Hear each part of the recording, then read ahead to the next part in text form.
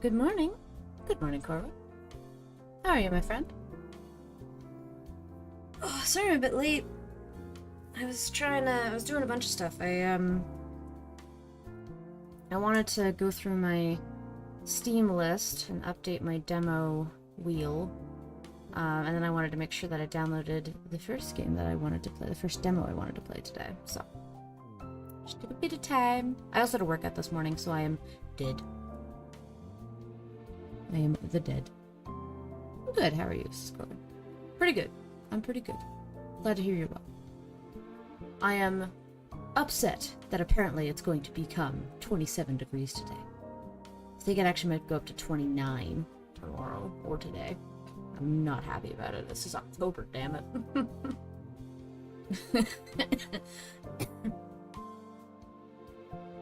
But today is pretty easy going. Don't got much going on. Oh, the cat is here. Hey. Oh, you probably want your perch. You don't have your perch near me. I'll go do that. I'll go get his perch so that he can sleep next to me. Oh, that's good.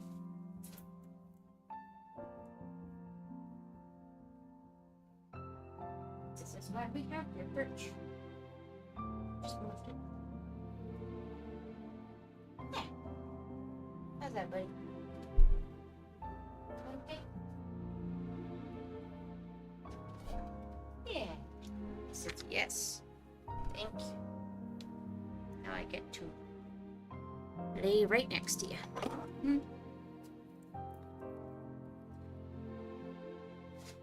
Also, the lovely music that you're hearing, bring a bit closer, is the game menu music for Lock and Key, first demo that we're playing today. Which I'm gonna go right to the gameplay screen.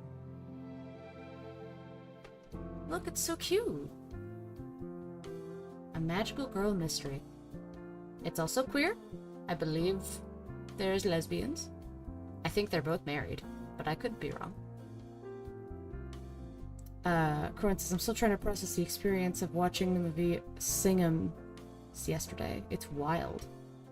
I don't think I know anything about that one. I don't think I've heard of it. Is it new? Is it old? What's it about? Do tell. You tell me that and I'm gonna get the game configured. I like that. Next.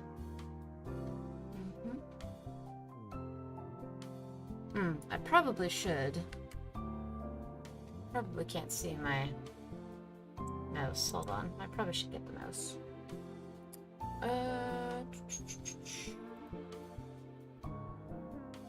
Capture cursor. There we go. So I can see my little mouse.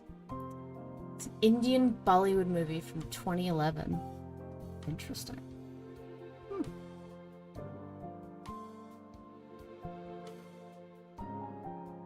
Cool.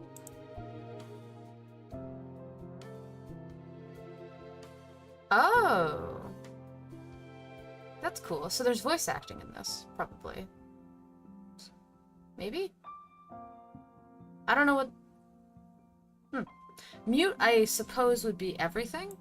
Yes, mute all sound. Okay, cool.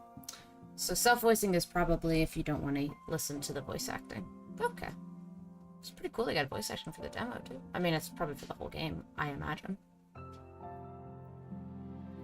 So the movie, Corin says, is about a larger-than-life, honest, good guy cop. Okay. Interesting. Does he get, like, wound up in something wild? I think self-voicing means a screen reader will read things automatically. Oh, really? Oh. I mean, I guess I could click on and see. Enable self-voicing. Self-voicing disabled. Ah, yep, that'll do it. I purely thought self-voicing meant, hey, you can read it yourself in your own voices if you want, but that makes sense. That does make a lot of sense. It's good for accessibility. Good morning. Oh, shit. I forgot my phone. Thank you. Did that go off? It's not a stream. Oh. That's my stream alarm. I must have not brought that with me to work out either then. Oops. Oh. My mom tried to call me. Oh! Let me get back to my mom right now. Hold on.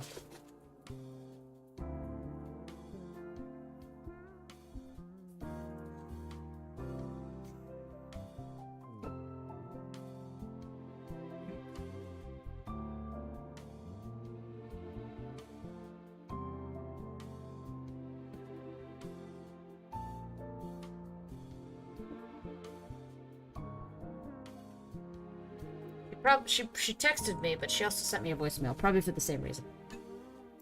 Corwin says it's a neat little accessibility feature that's built into the RenP engine. Ah, that makes sense. Okay. Extras. Ooh. Okay, so I probably earn this as I go. That's fun. Oh, that's nice. It shows you what's the song playing right now. That's very fun. So I probably will get more as I play. Let's maybe get into it, eh? I'll set my game... I'll set this as lock and key. Hopefully it has a... Yes, perfect. There we go. That's pretty cool. Yeah, right? I like that. It's just something that's like... You know, I feel like it's not something you would immediately think of, but it's like a nice little extra. Let's start, shall we? In the beginning, there was only darkness. Oh. And from that darkness, two beings emerged, benevolence and malice. From then, our universe was born. And within that universe, one small planet was chosen as their eternal battleground. RIP. Neither being had a physical form, and so they could not battle directly.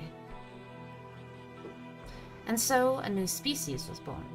This species would one day grow to include the proxy soldiers, meant to fight their battle for them. I like the art in this opening, it's very nice. Malice was the first to create such soldiers. It reached out to the cruel, to the greedy, to the uncaring. It offered them great power as reward for their service, but also bestowed a new form upon them. A twisted, monstrous form that reflected their true nature. Ooh, woo, hello, says Tiger Strike. Hey, Will, how you doing? Had to close the Android app like 3 times to get chat to work. Oh, Twitch on mobile is fucking garbage. I don't blame you. I try not to watch on Twitch mobile. It just doesn't want to work.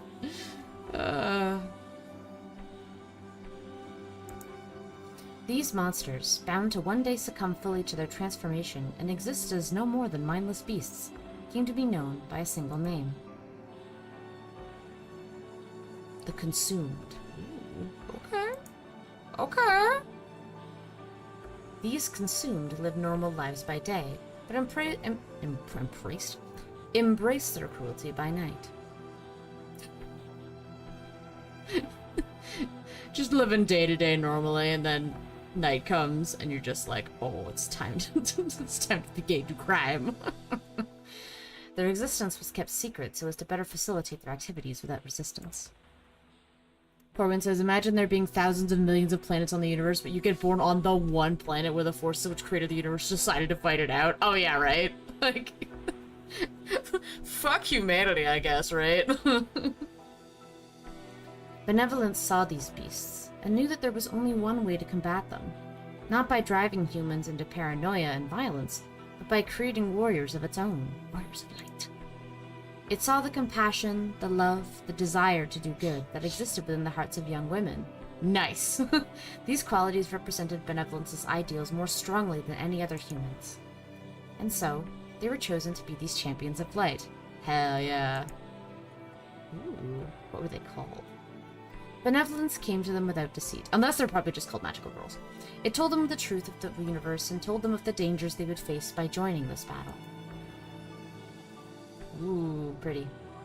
None were forced to take up arms. Nice.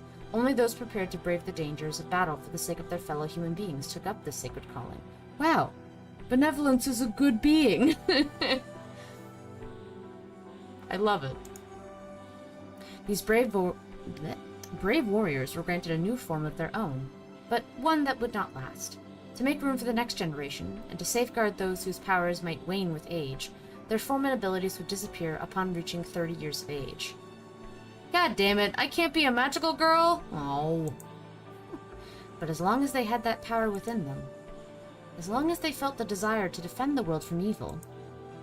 Beat them, Harry said, beat them with Huey Lewis in the news, and this gun I found. Why Huey Lewis? Which song? Power of Love. Oh, Power of Love, okay.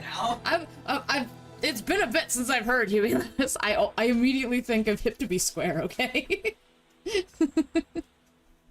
Why don't I go back to the future and you go American Psycho? I like Power of Love. Sounds like a game based in America, says Mochi. They would be known as magical girls. Cool. For millennia, magical girls have worked... Hi, Bo. Sorry, the cat is walking across my screen. You have a perch. I brought it over. Come here. Go here. Magical girls have worked together to... Ah, hi, Mochi. you spoke and then you did the goat scream? Okay. Also, good morning. For millennia, magical girls have worked together to protect our world from the forces of malice. While the world at large may never know of them, these hidden warriors have saved countless lives. Listen, I was focused as Mochi. But for every war, it began with a single question. And for every war, sorry. One that came first in a dream, then once again in the waking world. Bottom hands are when we see Bo. Oh, in the image that reaching up from the bottom. Alright. Do you want to protect this world? I guess I have to say yes. Lock and Key, a magical girl mystery. Cohen! Huh? You done here? If I don't get my team on this scene soon, CPT is gonna have my ass. Dealing with them on a good day is already torture. Ooh, I like that background. That's nice. Oh, the art is so nice. Like for the character models, too. I sigh and roll my eyes. The only thing worse than a case I can't crack is when I have to deal with the cops. But I guess that's par for the course when you're looking for a serial killer.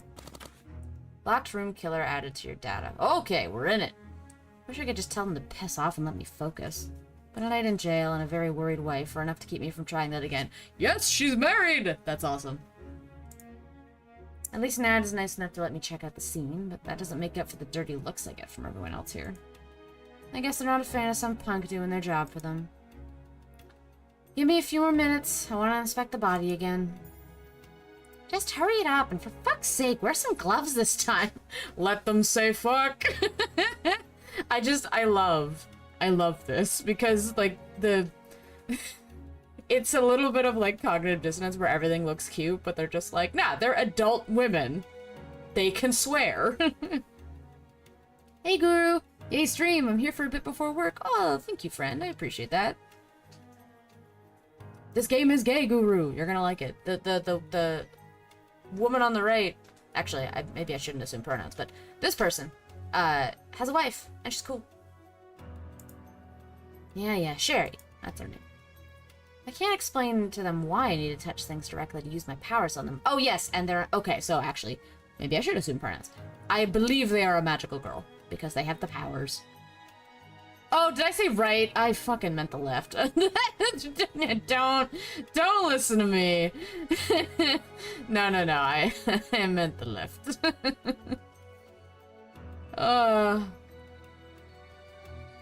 I can't explain to them why I need to touch things directly to use my powers on them. Or why every time I do, I can't help but think of how this all started. It was easier when I was a kid. Back then, all it took was a dropped pen to find a consume's lair. Damn. Dealing with humans hurting other humans is much harder. Not to mention more depressing. Can I have the room for a second? Are you seriously asking me to leave you alone in a crime scene? Seriously? Yes, seriously. Nat sighs and throws up her hands. She owes me. She knows it. No worries, Gabe's dyslexic too. No. Fine, but if you breathe a word of this to anyone, the next crime scene's gonna be at your house. Goddamn, okay. Alright, Nat. That's gonna kill me. For all Nat's bless her, I'll take dealing with her over dealing with actual cops any day of the week. At least she can't get away with attacking me. Which is a lot more than I can say for Chicago's finest. Bunch of pricks. For serious? She walks out with a huff, leaving me to work.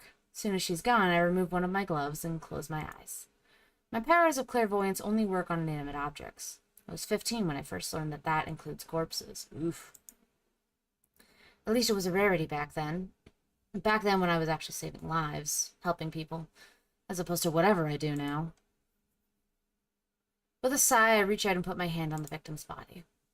Turn back the clock, bring the past to me so that I might see the truth, for the sake of the innocent.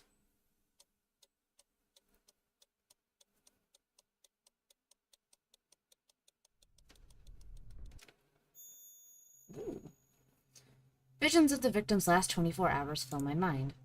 I can't see the finer details the way I could when I was younger, but I'm still able to track his movements and activities through the time period. I call the power spirit reflection. Most of the time, anyway. Some days I tend to call it shitty clairvoyance instead. It's not an inaccurate name. For starters, I can only see backwards. That I was gonna say, okay. And even then, it's not nearly as powerful as real clairvoyance would be. All I can do is track an object's movements and positions over the last 24 to 48 hours. If I had the murder weapon on hand, it'd be easy. I could find out where it came from and get a vague idea of who'd held it. But there's only so much I can tell from the corpse. I know this is his house, and that he hadn't left home today. I can see him moving from room to room.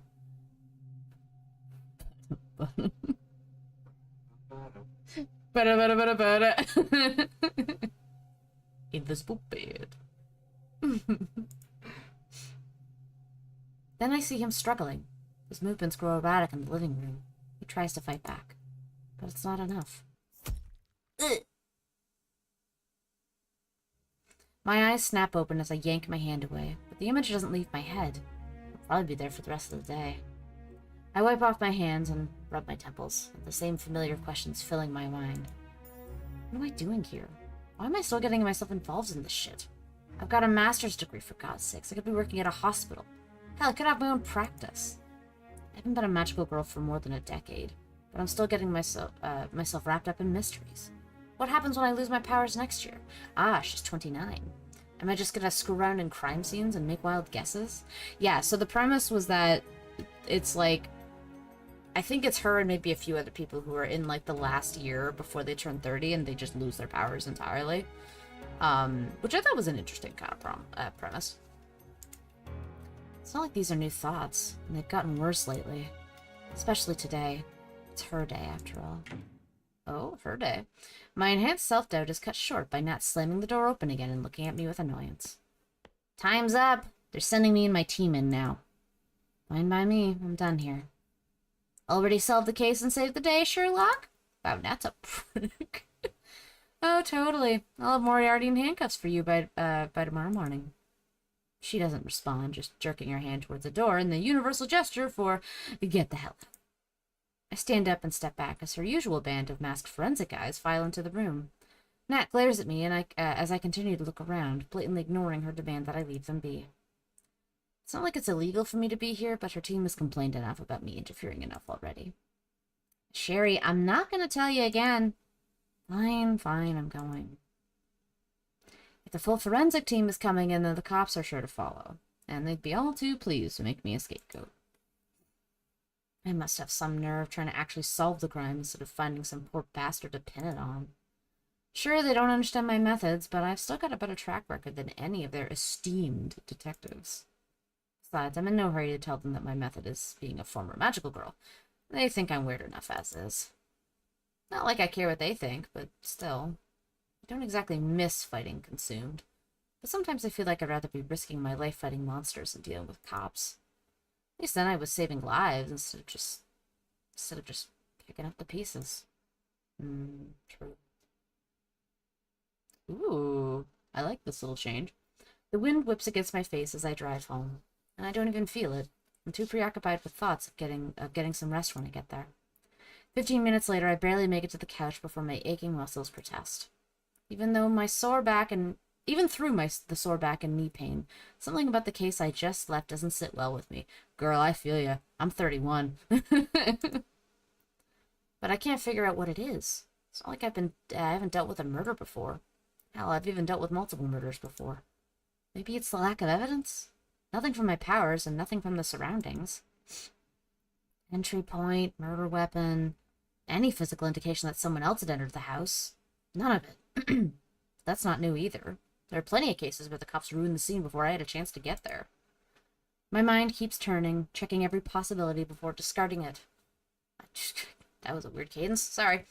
Every possibility before discarding it. Logically, there's no real reason for me to feel so uneasy this time around. But I can't shake the feeling that something's off. Eventually, I shut my eyes with a resigned sigh. All I have are maybes, and I'm really sick of maybes. If I could just find one certainty.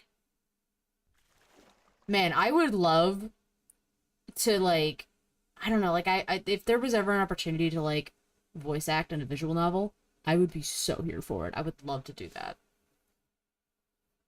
My train of thought grinds to a halt as I look towards the source of the sudden splashing sound. It doesn't rain or anything like it. Rather, it's coming from right outside the door. Hello? Ooh, interesting.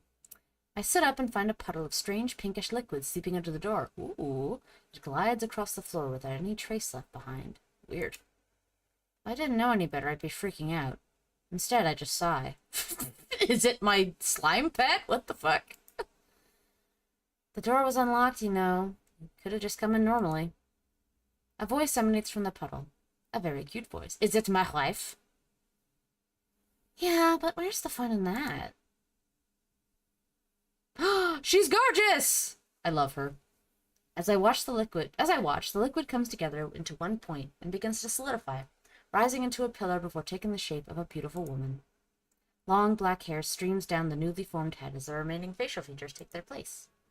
Keely's eyes open, and her mouth forms into a mischievous smile. There's no way I'm gonna let my last year of shapeshifting pass me by without at least a few pranks. That one's a classic after all. My slime wife.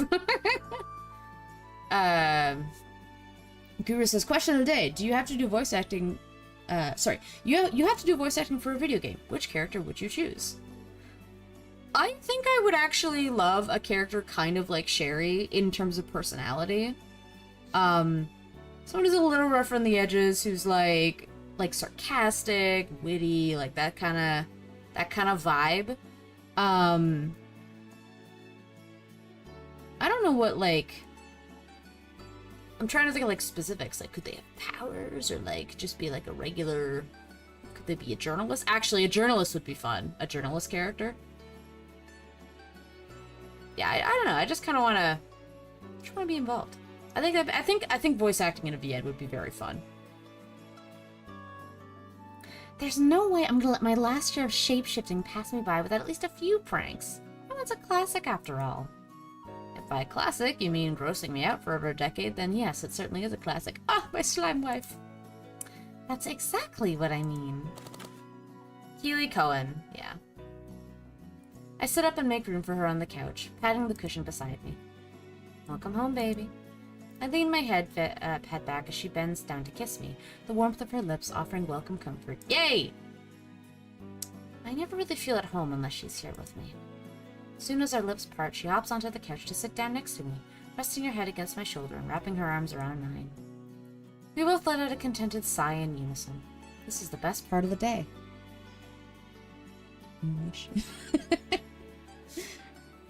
Sorry, I said unison, and I almost looked at you and said, unison. Oh, unison. How was your day? Hello, morning. Hello, Jada. Good morning, how are you? Will says, Girlie's got her April and O'Neil instincts. Blah, I can't speak. April O'Neil instincts? I can't speak or read. April O'Neil instincts. What's April O'Neil? Who's April O'Neil? Why does that name sound familiar? Guru says, I'm thinking I choose Gerson, solely because I'm old, and he's fun. Gerson? What do you think, like, Gerson? Oh, TMNT reporter. I didn't watch TMNT when I was younger very much. I was more watching X-Men. Unless the TMNT reporter is from, like, New Ninja Turtles, in which case I definitely haven't seen it. I'm okay, but wanted to play this. How is it? It's really cute so far. I'm just playing the demo, and I think the game, like, just released, like, a couple days ago. And I got a message from the developer who was asking if I wanted to play the demo, and if I liked the demo, then they might offer me a key to stream it, which would be cool. I cannot wait for you to play Deltarune. Oh! Gerson is from Deltarune. I understand. I get it. I think I'd be more comfortable streaming Deltarune than I would Undertale. Mostly because I've seen a lot of Undertale. Like, I'll play Undertale on my own first, maybe, and then I could stream Deltarune. How was your day? Not too eventful. My Mark was home, so I had to settle for just looking around the place. I think I'll go back for whatever's in his safe this weekend. Damn. Wait, you don't know what he's got in there? The guy's one of those rich executive types, so I'm sure it's something good. Besides, finding out is the fun part. It's not always about the money, you know. That's why you're the best in the business, baby. Aw, thank you, sweetie. She gives me another kiss before snuggling closer to me. You'd never be able to tell by looking at her that she's one of the most notorious cat burglars in Chicago. Wild. I love it. And again, that's part of why she gets away with it. Of course, being a shapeshifter doesn't hurt either. You make any progress on the case today? I sigh, wishing I could just forget today's visions. This job would be a lot easier if they didn't linger in my mind for so long. Nothing useful. Yet another locked room mystery, just like the others. Either this guy's really good, or I'm losing my touch faster than I thought. Oh, don't say that, sweetie. There's never been a case Sherlock Cohen can't solve, right? I don't know. It's more than just being stumped. I just feel kinda burnt out, you know? Like, I'm not sure if I even have the energy to see this case through. And putting up with the cops makes it even worse. Keely kisses my cheek. I can tell she's trying to hide the worry in her eyes for my sake, even though she knows she doesn't have to. Maybe you should retire early, honey. I know you're sick of dealing with them, and I've now more than enough to set us up with a comfortable, nest egg. I chuckle, running my fingers through her hair and kissing her forehead. And lose my chance to whine to you when I get home? Never. We both laugh at that one before settling into silence. I don't know how I'd make it through the day if I couldn't look forward to cuddling at the end of it. Maybe tomorrow you and I could go over the details of the case again. 2 heads are better than 1. And you know how good I am with murders.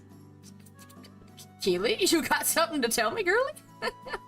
Don't say it like that. You sound like a serial killer, yeah. They are really cute, though, yeah. Very sweet. I do not. Besides, you know I'm more of a serial thriller. That was awful. Like, really awful. You're just jealous you didn't come up with it first. You'd think that after 12 years, your sense of humor would have improved. It hasn't. Rip, okay. She's not wrong about it being helpful, though. I might be good at putting together evidence and a pattern and drawing conclusions, but she's always been good at seeing the tiny details I might miss without her. I just always feel a bit guilty when I bring her in. She's got her own job, and making her do mine, too, feels unfair. But maybe that's just me being stubborn. If you need me to break into the station and find out if they're keeping anything from you, I'm more than happy to. It's not like it'd be the first time. That was nearly 10 years ago. With those inflated police budgets, security would be way tighter than it was before. Okay, I love them. Yay, horrible putts. This is cute. Cameras, more guards, that sort of stuff. You always got caught last time, remember? Are you saying that I've gotten worse?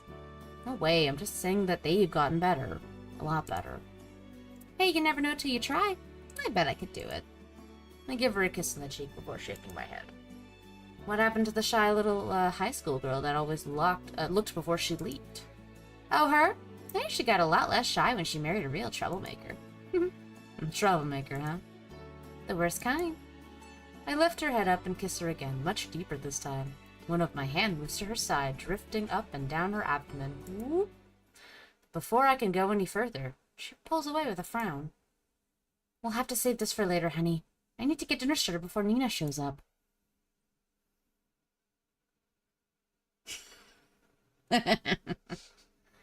Alright, of course. Shit, I completely forgot she was coming over. If I let that slip, she'll never let me hear the end of it. On today of all days, too. This case must be weighing on me even more than I thought. I'd never forgotten how important today is before now. It'll be good to have her here, though. Maybe it'll be the distraction I need. Even if it is interrupting another kind of distraction. In that case, I should probably go shower. I smell like a crime scene. I like your crime scene smell. And you think Nina would, too? I mean, yeah. That's fair. What? I stand and stretch, letting out a long yawn. Hopefully a little cold water to the face will keep me awake through dinner. I owe her that much. You gonna need any help with dinner? I'll be okay. You can go ahead and clean yourself up. As I head towards the stairs and start to climb up, Keely calls out to me. Hey, sweetie? Yeah, babe? I'm really glad that shy little girl married that troublemaker. You and me both, honey. You and me both. Oh, they're so cute. By the time I'm done showering, most of my stress is melted away. I can't fully get the image of the crime scene out of my head, but it only comes in flashes now. The house, the blood, the frantic movements of the victim. Using spirit reflection always leaves me with some kind of afterimage, but at least that helps when it comes to studying details. I like your crime scene so. What? This is Aries. What? Hello? She just continuously just sounds more and more like a serial killer. I towel off and throw on a clean shirt before heading downstairs. As soon as I do, the smell of my wife's cooking banishes those last few lingering flashes. Aww. All I can think about now is how much I want to dig into some udon. It's incredible how delicious her cooking has gotten lately. Lately? Guru says, also would Aries voice a horror game? Aries says it's lesbian Holmes and Moriarty.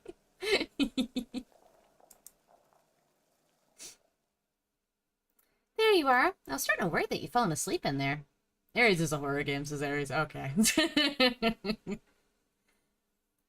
No such luck. After the day I've had, I wouldn't mind a little shower power nap. She giggles and turns her head towards me, giving me one of those little smiles that still makes my heart flutter before going back to her preparations. God, she's gorgeous. Don't worry too much about being tired. Nina might as well be a natural shot of espresso. Oh, is she already here? No, not just yet, but I'm sure she'll show up any second. You know how she likes to travel. Well, hopefully she gives me enough time to do this. Whoa! I move up behind her, wrapping my arms around her waist and brushing my lips against her neck. She rewards me with a small yelp of surprise before letting out another giggle. Oh! So cute. Hey, I still have to finish this before she gets here. She can wait. Kisses first. Whoa! Hey, Nina. Wow, you are very pink. Oh my god, Cher. Can you stop being gay for like 2 seconds so Kiki can get some of that in a bowl? I'm starving. We both whirl around in unison to come face to face with Nina. I sputter and let out a cough, a bit embarrassed about being caught in the moment of sappiness. As we face her, she breaks into a massive grin and lets out a squeal of delight. No, I cannot stop being gay. Sadly. Oh, Guru. Oh, nice. How much do you cost and are you on a Steam horror sale? Says Guru. Aries says, sadly, I was limited run in physical. Because I'm fat. No, limited run? No, you're not fat. You stop that. As always, her excitement is infectious enough to help me get over my initial embarrassment at being caught in the act. I don't know if my intonation was excitement for her.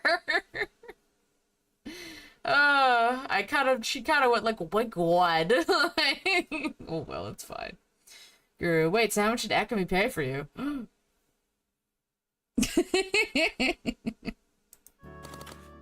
Nina Alencar. Before we have a chance to speak, she bounds over to pull us into a gigantic hug. I'm in a garage sale, says Guru. Oof. I missed you both so much. Next time I go on tour, I'm taking you with me. No arguing. Good to see you again, Nina. But maybe you could use the door next time? No goddamn way. As long as I can teleport, I'm never touching a door in my life. I pat her back and she squeezes us even tighter. She's got me grinning now, too. I missed you too. I can't believe how long it's been. 2 years, 73 days, 18 hours, and 12 minutes. That's 2 years, 73 days, 18 hours, and 10 minutes too long. The 2 minutes is fine. Did you seriously keep track of it down to the minute? No, I'm 100% fucking with you right now. You really thought, though. She releases the hug, winking at me with another grin. 23 years, and you're still falling for the obvious ones? Get it together, Cher. So she keeps track of that one, too. No wonder I fell for it. Now, Nina, play nice. Unless you don't want seconds on Udon, that is. Ida bats her eyelashes and gives Keely the most innocent face she can muster. It's pretty good. I'll be good, Mom, I promise. I'm a year younger than you. Yeah, but you got, like, big mom energy, you know? Is that a compliment? Duh. I know you aren't exactly hip to modern lingo anymore, but that's pretty obvious. You say that like you're not 30. Nina huffs and gives me a goofy scowl while Keely goes back to finishing up dinner. Okay, so she's there. Okay, so we're both 29. She's 30. That could be best $2 I ever spent. Harry says, funniest part is Corwin doesn't know my family, but that sounds about right. No. The whole conversation. No, I know. But that your family found you in a garage sale? You found me. Oh. Family is a garage. Your family is a garage sale. I see. I read the comment before. I just didn't understand. Oh, never mind. She's not 30. I'm 29, Cher. I've still got a month before I turn into an old lady, and I'm gonna make the most of it. All 3 of us are. So you're staying in Chicago a month, then? You better believe it. I'm off tour for the next 3 months. We're gonna tear the shit up. I don't have the heart to tell her that Keely and I have long since passed the tearing shit up phase, but even if we can't keep up with Nina's speed, I'm sure we'll have plenty of fun. The way we used to, before... Oh, something happened. Sweetie, could you grab a few bowls for us? Nobody's gonna be tearing up anything on an empty stomach. Stomach. Nina bowls to her chair and sits down, vibrating with excitement. I swear she's about to start drooling. I oblige my wife, grabbing us bowls and giving her a quick kiss before sitting down. Dinner served. Oh, cute. I thought her hair was more green. Maybe it's just the lighting. Keely's cooking is as delicious as ever. Nina certainly seemed to feel the same way, eating her way through 2 packed bowls before I'm even halfway through my first. In between mouthfuls, she tells me stories about life on tour, moving from place to place, dealing with crowds of fans, performing in front of hundreds of people. Makes our job seem easy by comparison. I'd probably crash and burn after a few months, but she's been going at it for nearly a decade now. And despite everything, she's still the same old Nina. The Nina I grew up with. Still bursting with energy, still driven to stand out from the crowd, and still full of love for us. I've always admired that ambition of hers. Even though I was the only one who she'd known since we were kids, she was still the one who brought us together to form a team. Everyone else was ready to rally around the girl with a big dream and a bigger attitude. Hell, I'm not even sure I could have been able to ask Keely out without Nina pushing me to go for it. No wonder she got scouted right out of high school. Being a star was her dream, and her dreams always came true. That and the fact that she's got one hell of a voice, too. Although it would be nice if she didn't use it to yell so much when I'm sitting a few feet away from her. After we've had our fill, I head into the kitchen and grab a bottle of whiskey and 3 glasses. Keely and I don't drink very often, but this is a cause for celebration. In one way, at least. Old-fashioned whiskey. OMG, you read my mind! Nothing like a little nightcap before I go. And you're lucky there are no laws against teleporting under the influence. Oh, please, you act like I'd actually listen to some Square's rules. Hell, according to the rules, I was supposed to have dinner with some record label suits tonight. You're not gonna get in trouble for blowing them off on our account, are you? Shh, don't worry. It's not like I was anybody that mattered. Besides, being here tonight is way more important than spending a night pretending to care about branding. Nina looks down at her glass, her expression suddenly darkening. Especially tonight, you know? I just nod and start pouring our drinks. Maybe they lost one of their friends who was one of the magical girls. Today. It's like an anniversary. I just nod and start pouring drinks. We've been dancing around tonight's special occasion since Nina arrived, but I know that couldn't last forever. Keely looks down at the table, swirling her drink and letting out a wistful sigh. How old would she be now? 27? Yeah. Yeah, It's been 12 years now. Still doesn't feel like it, though. Really doesn't. Sometimes it feels like it happened yesterday. Other times it feels like a century ago. Death is strange like that. No matter how much I've seen, I know I'll never get used to it. I raise my glass, and they follow suit. Aries says, did she get eaten by a clown snake? Did she get Maduka Maguka'd? Did she get mammied? I raise my glass, and they follow suit. Happy birthday, Elle. Oh, it's... okay, it's her birthday. Happy birthday, Elle. We throw back our drinks, the warm burn of the alcohol a blessing after the chill that filled the room when we said her name.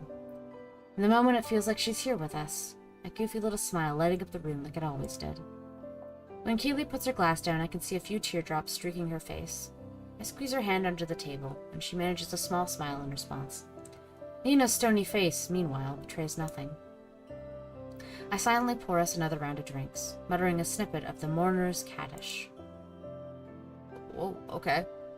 Se shalom bimramav hu yasa shalom aleinu. May he who creates peace in the celestial heights create peace for all of us. Amen. Ella Elburn. After another moment of silence, Nina speaks up with her usual pep. Okay then. I think it's time you told me about that juicy new case you mentioned. Sound like pretty next level stuff. I'm sure some people would consider her insensitive for jumping right into another topic like this, but Keely and I don't mind. It's better than spending the rest of the evening and morning. Yeah, because it's evening. Bad joke. Elle probably wouldn't have wanted that. Besides, it's not like I didn't want her input. That's why I told her about it, right? Looking to flex your detective muscles too, Nina? Hey, I'm an international woman of mystery. I didn't realize catching serial killers was part of the pop star life. Sounds like somebody isn't in the know that... Wait, what? Now show me those mad investigator skills. I take another sip of my... Whoa! Matsu! Oh, it's gonna be emotes. EKA me hype cat EKA my Solvithi puzzle ekami thumbs up EKA MYGENDO. Thank you, Matsu. I really appreciate 22 months. Good lord. Thank you for the subscription. I appreciate that, friend. How are you? I take another sip of my drink before giving her the gist of things. The lack of evidence left at the scene, how there's no tracks to follow, no clear motives or connections between the victims, etc. So, if you don't know about this game, Matsu, this actually just released a few days ago. I'm only playing the demo, but it's called Lock and Key, and the two ladies on the left are married. They're super cute together, and the third one there is their really close longtime friend. I think they all used to be magical girls. There's a whole background on how magical girls are chosen for the world and the beings that they fight, but they haven't really been magical girls for a hot minute. Probably since I imagine their friend died. We're just learning about this girl, Elle, who passed 12 years ago. So I think they stopped fighting and being magical girls, basically. They basically retired 12 years ago when their friend died, I think. But they still have their powers. They just try to avoid getting involved in all that. On the left or the right? Fuck you, Aries. I said left. It's almost a whole year. Doing quite well. How are you all? I'm good. Aries, Fatsu! That sounds so cool. Thanks for the recap. Hey, no problem. I'm really enjoying it so far. The developers actually reached out with me to ask if I liked the demo and if I'd like to stream the game, and I'm like, fuck yeah. I'd love to. I haven't played an Ace visual novel in a bit. I'm playing another visual novel right now on my PS5, but it's been a bit since I played. She'll occasionally chime in with questions about crime scene details, still drawing from those magical girl instincts. Keely helps me fill in the gaps as well, leaving Nina scratching her head. Damn, that's fucked up. Yeah, no kidding. Does anything in particular stick out to you, Nina? Well, nothing about the crimes themselves, but... She stares at me, fire suddenly appearing in her eyes. Something sticks out about how you're investigating them. What's that? The fact that you haven't put your wife's special talent to use? Keely cocks her head to the side, confused. How would shape-shifting help her solve the case? No, your other special talent. Knitting? Oh my god! Nina flings out her arms, waving them up and down in an arc around her. Aura reading? Hello? Oh. Keely's eyes widen as the significance of what Nina is saying hits us. Oh, of course! Cher, have you even looked for magic at this scene? I mean, let's be real. No murderer can be that good. If they're so mysterious, why not see if they're consumed? Any magic left at the scenes would be too faint for either of us to pick up, but Kiki's always been the best of us when it comes to aura. Of course. I've spent so many years going after humans that the thought of a consumed killer never even crossed my mind. How could I miss something that simple? I really am losing my touch. Find the aura, find the killer. Easy peasy. That's actually brilliant, Nina. I told you that catching serial killers was part of being a pop star. Maybe we could check that out tomorrow night, sweetie. Do you want to come with us, Nina? Nina laughs, taking one last swig of her drink. No way. That sounds like perfect date night activity. Investigating a murder. You two have fun with it. I've got nightlife to enjoy. You really can. You can really go to clubs that easily? Aren't you worried about getting noticed? Don't you worry about me, Cher. The paparazzi haven't figured out a way to get around teleportation. Not yet, at least. It's not so much brilliant as kind of obvious. Yeah, fair. Keely giggles at that one, and I can't help cracking a smile, too.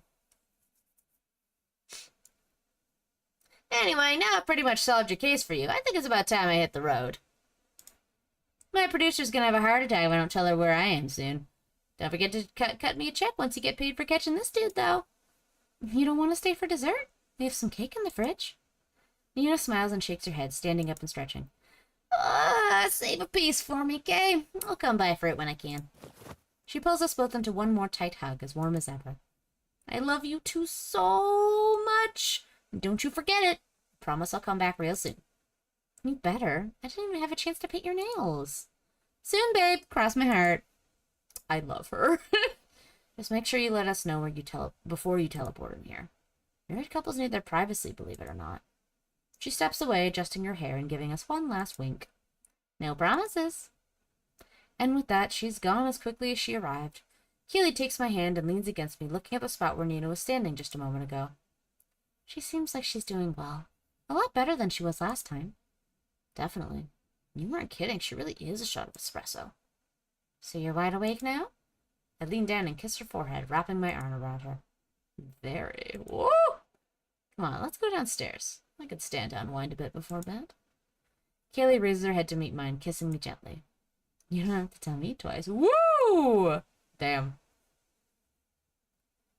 It's not like we haven't done this before, but I can't quite shake the feeling that we're doing something wrong. What? I'll have us inside in a jiff. Just watch. Oh, I thought it was sexy time. Okay. Keely's confidence brings a smile to my face, even as we're standing outside a crime... Oh, I guess... I thought they were going tomorrow night. Maybe there was a shift there. It's fine. Keely's confidence brings a smile to my face, even as we're standing outside a crime scene in the early hours of the morning. I haven't seen an officer on watch, but there's no doubt that one is somewhere close by. Even though we're hidden, I'm still on it. Game baited us all! I know. Don't worry, we'll be in and out before you know it. She squeezes my hand, interlacing her fingers with mine in a gesture that always brings me peace of mind. Whatever's got me on edge tonight feels a little bit further away. Once we're at the front door, Keely's form falls away, and she oozes beneath it. A moment later, the door clicks, and there she is. Told you I could get us in. That's kind of a cool effect for like when she's taking human form again. I never doubted you. She knows I never doubted her, of course. I haven't doubted her abilities for years now, but the smile on her face makes it clear that she appreciates the affirmation. And if she's happy, then so am I. But as soon as we take a few steps into the entranceway, the smile fades. Keely stops in her tracks and takes a deep breath. I don't like this. You feel something already? There are definitely signs of a struggle in here, but this isn't where he died. There was a fade to black, I guess. Yeah. Yeah. Weird one. Yeah, it's just a bit odd. That's okay. It's faint, but this aura... Something strange. Let's keep moving. I nod, though I'm worried. Keely has such a talent for sensing aura, so it's no wonder that she sensed a dangerous vibe immediately. But even though my senses have always paled in comparison to hers, I should at least be able to sense something. Have my senses really degraded that much? I know I only have a year until they're gone for good, but even now I should still be able to pick something up if I focus on it completely. Is it because of whatever's strange about this aura? I shake my head, dismissing the conjecture. That's not what matters now. Instead, I lead Keely to the living room and point out where the body was. It's long gone by now, and the police have cleaned up most of the bloodstains. Unfortunately, it still reeks of detergent. Still, Keely doesn't need to see another corpse. Just because I've gotten desensitized to them doesn't mean she has. She's always been the more empathetic one. Is this the room? This is the one. He was on the floor near the ottoman. As far as I can tell, he was injured somewhere else and then pursued through the house until he succumbed to whatever was chasing him in here. It's horrible. What a sad way to die. Her foot taps against the floor, betraying an uncertainty I know all too well. It's a telltale sign that whatever she doesn't understand is making her nervous. I step forward and put a hand on her shoulder, hoping to calm her down the way I always do. I don't like being here in the middle of the night, nor do I like putting Keely in danger. But I couldn't say no to her about something this important. Hey, we don't have to stay if it's skeeving you out. Skeeving you out? I've not heard that. Okay. We can leave. Keely shakes her head. It's not that, it's... I don't think I've felt energy quite like this before. It's new. New? I mean, all consumed are different, but there's something really off about this one. It's not normal. So there's no question about who did this, then. Or what?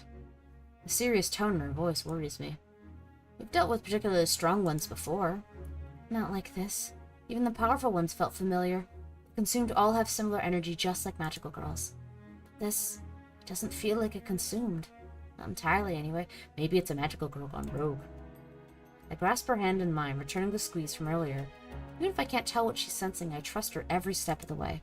The art style is so cute, I agree. It's so good. Keely closes her eyes to think, and the air around her billows in soft, soothing waves. I don't know if it's a side effect of her powers or simply how I feel about her, but it's immensely calming to be next to her while she works. My shoulders sink, my muscles relax, and my head clears. It's magic of a different kind. Whatever this thing is, it's long gone. That much I can say for sure. Spirit Reflection told me the same thing. It's been at least 24 hours, probably more. Keely looks at me confused. No, it hasn't. If that was the case, then the aura would be completely gone by now. Then that must mean it came back. I don't understand. A normal human might return to the scene of the crime, but the consumed are like animals. Why would one go back to the same house they'd already attacked? It doesn't make any sense. I mean, she said it didn't feel like a consumed, but I guess they're unsure of what else it would be. Would it have come before the attack too? Would it be intelligent enough to scout the place out first? No, that's ridiculous. I'm getting way too far ahead of myself here. Just gotta focus on the now. Guru says, "Hey Matsu, there is a bomb at your house, and the only way to disarm it is to voice act in a video game. Which do you choose?" Guru asked us about what character or type of character we'd like to voice act in a video game. I'm gonna go check through the other rooms to see if there's anything else I can pick up. You gonna be okay down here? I'll be okay, promise. I'll see if I can find anything I might have missed. Just let me know if you sense anything dangerous, okay, babe? Be safe. Don't you worry about me. I still remember how to kick ass. I know, baby, I know. She trots upstairs, leaving me alone. There's not many personal effects left in the room. Anything that looked to be even remotely useful has been confiscated by the cops. Doesn't leave me with much to work with other than the furniture. Might not be much, but anything counts. Let's see. Press my hand to the end of the couch, trying to find something. Anything of clarity. Nobody's answering me, so now I'm threatening me. I answered you, Guru! Always wanted to go out with a bang. Coalfire says, "Can I voice act a character in a game calling 911 about a bomb threat in their house?" Visions of a restful morning, a day spent empty, and then a struggle. Something knocks the couch off kilter. I take a moment to rack my brain about what exactly the man was running away from. A shadow? A person? Nothing big enough to toss a couch around, but big enough to scare this guy senseless. It's no good. I just can't see it. No matter how hard I think, I can't seem to gain any further clarity with reflection. Yet another sign that Sherlock Cohen's detective powers are on their last legs. It's frustrating in the moment, but that thought leaves a part of me feeling relieved. Another sign that it's time to move on from this job. To move on from picking up the pieces. To To move on from the obligation this power brings. Doesn't sound bad at all. I'd certainly mean getting a little more sleep at least. Chair? Keely calls me from upstairs, still doing her best to keep her voice hushed in case the patrolling cop decides to make their way back here. Yeah, what's up? If you're not busy, would you mind taking a look at this? But the chat also has to answer. This is fair. I heave a sigh, giving up on searching for clues on my own. Here's hoping Keely's search has gone better than mine. I head up the stairs, peering through the different rooms of the house until I find her in what looks like a study. Keely stands in front of a row of shelves, looking up at something at the top. Hey babe, what's up? This. Here. Keely points to a framed photo. Within it are a man and a woman looking happy together. Judging by the hair, the man must be the victim. He looks so different in life. Do you think the girl is suspicious or something? I wouldn't know, but don't you think she looks familiar? I swear I've seen her before. Like, on the street? This isn't too far from home. Maybe you've crossed paths. No, it's not that. Maybe we met them at a party or something? The man in the picture, too, he seems kind of familiar. You don't recognize them at all? Not off the top of my head, no. Now that she mentions it, something about the two people in the photo does seem vaguely familiar. Maybe I solved a case for them, or had one of them as a peer reviewer in grad school. No, that's not it. God, this is really bugging me. Me too. At least I'll take a picture of it so we can look it over at home. I haven't found anything else up here, and maybe there's no point in standing around in a crime scene trying to figure out if maybe we had brunch with somebody. Just make sure that you don't get your phone confiscated outside. Pictures of stuff in here could potentially be incriminating. Keely chuckles and gives me another confident grin. Chair Bear, there's more than enough incriminating evidence on this phone as it is. I'm not too worried about it. Girly Pop? Oh my god, please. Guru says, depends. Which game is this? Oh, thank you, Echo. No problem. Chat also has to answer. Matsu says, I would love to answer, so I'm not sure I know enough characters from the top of my head. Bad with names. Cole, what game is this? I'm sure there's a Skyrim mod for it. New DLC for Donkey Kong Bonanza. But it's just him rolling to an out-of-place phone and calling 911. Ares says, Silent Hill horror and VA ability is tenuous. Who cares about capabilities? But yay, Silent Hill, would you be the father? Oh wait, you're right, the English VA for SH was kind of shit. What? Was it kind of? I don't... Like, the first one? Oh, okay, I didn't play that one. Rip. The first two. Did you get, like, your lines set to line, like, word by word? I did. Are they in text? 2's not bad from what I played of it. It's not great, but it could be better. I'm thinking about the main guy. My wife. Where's my wife? My wife. Corin says, oh, I know. I'd voice act for Red in Transistor. Ooh, that'd be a fun character to voice. Matt says, I was always a big fan of Castlevania. I think it'd be that would be a good one to do a VA. Ooh, you could be Dracula, or you could be Alucard. Which is a man, a miserable cloud of secrets. Or a game with nonsensical languages, like Hollow Knight or Ori. Baffanada. Matt says, has anyone seen some of the VA clips for Ori 2? Really fun to see. I haven't. I also haven't played Ori 2 yet. Oh, Transistor was fun. That was one of the first games I streamed, Guru. Yeah, because she's mute. Yeah, oh, fuck! No, I'm sorry. I thought, for whatever reason, I was like, Red, the sword! No, Red's the girl. Oops, I forgot. It's been so long since I played that, I forgot their names. Did the sword have a name?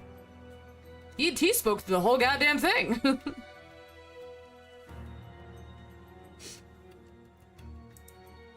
Oh god, don't tell me you've been taking pics of empty safes again. He eventually did have a name. They reveal at the end? It's a thing at the end. It reveals who he is. Oh. I don't remember, like, anything about that It's game. a really good It's game, good! but I it's- really liked yeah. it. Yeah, it's just been a minute. You can't prove anything. And you say I'm the trouble. Keely raises her hand to stop me, eyes suddenly going wide. Sweetie, can you feel that? It only takes a moment for me to register the sensation. This time there's no doubt about where this particular aura is coming from. It's consumed through and through. Where? Ooh, nice! Keely closes her eyes and sniffs slightly as if she was tracking it by scent. A couple houses away. It doesn't seem particularly strong, but sounds like a job for the current crop of magical girls then. Should probably head out. I guess so. Keely sighs and looks down at her feet. I know she's still got that warrior instinct, but that isn't what we came here for. Not like it used to be. Sherry, I know that at our age we're supposed to let them just take care of it, but maybe we should drop by to... Suddenly, I hear a sharp, piercing scream. It sounds young. Too young for us to ignore. Before I can even utter a word, Keely's opening the window and jumping outside. I follow suit, dropping to the street and running after her. I guess she's not the only one who holds on to these who's held onto these old instincts after all. Let's go! Let's go fight! Keely leads the charge as we rush towards the spike of magical energy, spurred on by another monstrous roar. All I can do is offer a silent prayer that we make it in time. It's consumed! Consumed what? 7-Eleven hot dogs! She won't get away with this, fiend! There, down the alley! She skids right and I follow. We don't have to travel far before we see it. A grotesque mass of tentacles and eyes, the entire width of the alley bursting forth from a human torso, two of its appendages in the process of wrapping around its would-be prey. Consumed. Oh, she's on the cover! Get out of here! It's not safe for you! Despite the creature gaining the upper hand, the girl calls out to us in the familiar protective tone of one of the city's guardians. Corwin says, jokes aside, I have no confidence in my ability to voice act, so if I had to, and I wanted to try to do a decent job, I'd probably choose some robotic character where my inability to express emotion wouldn't be as much of a liability. While it's a bit disconcerting to recognize that the girl is barely a teenager, Keely and I know better than anyone that magical girls can start young. It's just that outfit that gives her nature as a magical girl... Oh, sorry. It's not just the outfit that gives her nature as a magical girl away. It's the fact that nobody else would be able to prioritize the safety of bystanders while they were in that position. But we're no ordinary bystanders. I glance over at my wife, who looks back at me with a determined smile. Use it or lose it, right? I nod and give her a thumbs up in return. Guess it's time to shake the rust off. Ready when you are. I close my eyes, readying myself for the transformation. Here's hoping I can still remember the words. I hope she looks cool as fuck. Keely's hand finds mine and we begin. For the sake of the world, we will be its guardians. Let our spirits shine through. Don't tell me! Whoa! Cool. Oh, they look so cool! Hell yeah! The familiar glow passes through my body as I'm lifted off the ground, light bursting from me and spreading outward. Our clothes disappear, swiftly replaced by our old uniforms and a cascade of ribbons and magic. Surprised it still fits. My revolver appears... Nice, she's got a gun! Appears in my hand as I drop to the ground, my body brimming with power. Prepare to face justice. Keely drops down next to me, her whip sneaking out from her hand as she opens her eyes. You will not escape our judgment. We are magical girls. The girl's screams go quiet as she stares at us in disbelief. The consumed, too, is frozen as it looks towards us with surprise. It definitely wasn't expecting two full-grown women to be ready to fight back. Keely charges down the middle, trusting me to follow her strategy. We don't need words to work together. Our minds can align perfectly at a moment's notice. Yet another perk of working with my wife. I dodge to the right, towards the wall, jumping effortlessly up to the 3rd floor of the building and landing on the fire escape. The consumed doesn't notice my maneuver. Its animalistic mind still focused on Keely as she swings her whip in front of it. I can't see her face, but I know she's smiling. Judgment Cage, entwine him! Blech! She swings her whip straight down the middle and thorns ready to slash the monster's hide. But it doesn't move away. Instead, a sickening laugh erupts as Keely launches her whip forward. It slaps the whip away with one tentacle and shoots another toward Keely with frightening speed, its tip sharp enough to pierce straight through her. Bad move, monster. Very bad move. Keely shifts in an instant, making a hole in her abdomen that the tentacle passes through without so much as grazing her. Get ready to fire! The reduced mass of her torso warps up towards her arm, extending it forward and flashing the whip past the consumed's grasp, right where we want him. When I pull the hammer back, the chamber of the gun fills with brilliant light. 6 shots are more than enough. Keely's whip encircles the monstrous mass. It moves with a mind of its own, binding its tentacles to his chest and tying its legs together. Judgment Cage never fails. Now it's my turn. Woo! I fan the hammer as I fire 5 more times, rapidly releasing an arc of holy spheres towards the target. Arrgh! Corwin is a robo in the upcoming remake that won't suck, confirmed. Aries said, I can see you being a Professor character. I can see that too. Peter says, I also like your voice, Corwin. I think you can do a decent job. I say decent because VA needs a lot more talent than none of us had except Ekami. I do not have the talent, but thank you. Corwin says, is it bad that my main takeaway from that transformation scene was plump thighs? Did I miss gay plump thighs? And this gun I found! Guru says, so not a judgment of this game. I think action scenes and VNs are a weird choice, but this does look pretty. I get it. I get that. The shots sink into flesh, filling it with light from the inside out. It manages to let out one more pitiful scream before exploding into brilliantly shining dust. Elimination complete. Eliminated enemy. With his mission accomplished, the gun fades away. It always comes when I need it, but there are times when holding onto it only makes things worse. Last thing this kid needs is for someone to point a gun at her. I hop back down the alley, landing without a sound. You literally were a voice actor, silly. I mean, I guess. I didn't end up like it was a failed project, but that's okay. You. The girl is sitting with her back against the wall, eyes wide as she stares at us in shock. It's okay, honey. You're safe now. You're all right. Who are you? I kneel down to her level, offering her a reassuring smile. I don't want to baby the kid, but I know Keely and I both want to help her out. We do what we can. Yeah, but you still have an impressive range of vocal skills, do I?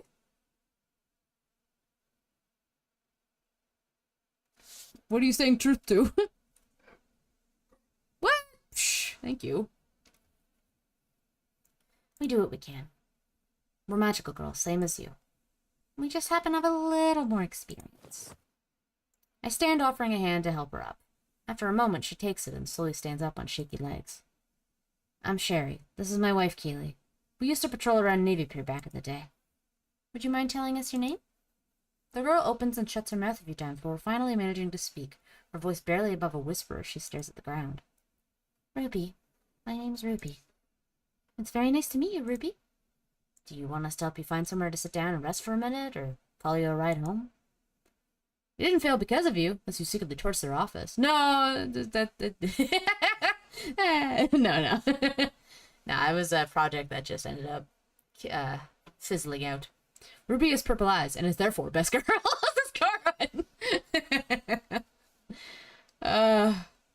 She nods, leaning against the wall to steady herself. I'd like to sit down. There's a coffee shop around the corner that should still be open. Would you be comfortable going there with us? We'll understand if you're not. I know we're strangers and all. Ruby finally looks up with wide eyes, clearly still in shock. But through that expression, I can see a muted fire in her eyes. She'll be okay. Even if you're strangers, I know you're bad people. I know you're bad people. I know you're not bad people. Bad people don't get to be magical girls. The conviction in her voice makes me grin. Rookie or not, this kid's heart is in the right place. Oh, she's so cute. A few minutes later, we're back in our civilian clothes and relaxing with our drinks. Coffee's for me and the wife. And a hot chocolate for Ruby. Do you feel any better, honey? Ruby takes a long swig of her hot chocolate and lets out a shaky breath, leaning back in her chair. I am no worse for wear. Thank you for your kind assistance. Her voice seems to have taken on a deeper cadence with that warning. Oh, okay. I exchange a wordless look with Keely, who gives me the slightest of shrugs. Huh. No problem, Ruby. You just take a couple more minutes to relax, and we'll call you a ride home. You need not to refer to me as Ruby, ma'am. I have another moniker I use when speaking with a fellow Sister of Justice. Do you now? Indeed. Now that we've become more acquainted, you can call me... She moves her arms in a confusing flourish. Nightshade. Hey, Eric, how's it going, friend? It's been a minute. Keely and I share an awkward look, trying to think of an acceptable response. It's definitely not what I was expecting. Nightshade? That's a cool nickname. Alias, sweetie, it's an alias. How better to strike fear into the hearts of our enemies than a name that resonates with the powerful energy of the night? Yeah, right, of course. Powerful energy and all. Oh no, so she's a Chunbyo? Yeah, a child. Still best girl, though. I think it's a great name, honey. You do? Her voice returns to a high pitch, to the high pitch we heard during our battle. She really is just committing to a bit. That's, respectable. Cause, like, I spent a lot of time thinking of it and stuff, and I had a bunch of other names I was gonna use, like the Dark Moon, or like the Nightbringer, and stuff like that, but I thought this one was the best, so Her eyes go wide and again, and she clamps her mouth shut, suddenly aware of what she's doing. When she speaks again, her voice is back to her Nightshade tone. Anyway, I believe that Nightshade suits me best, and soon all the consumed in Chicago will learn to fear that name. That's actually so cute, I love it. That's very nice, honey. Totally, you got this. Just make sure you're realistic about what you're ready to take on, okay? If we hadn't shown up, that consumed could have seriously hurt you, or worse.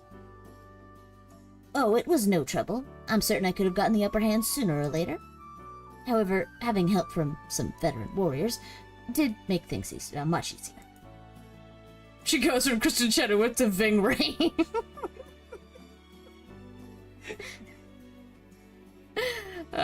This demo looks great. It's so fun. It's so fun, Bass. How are you doing?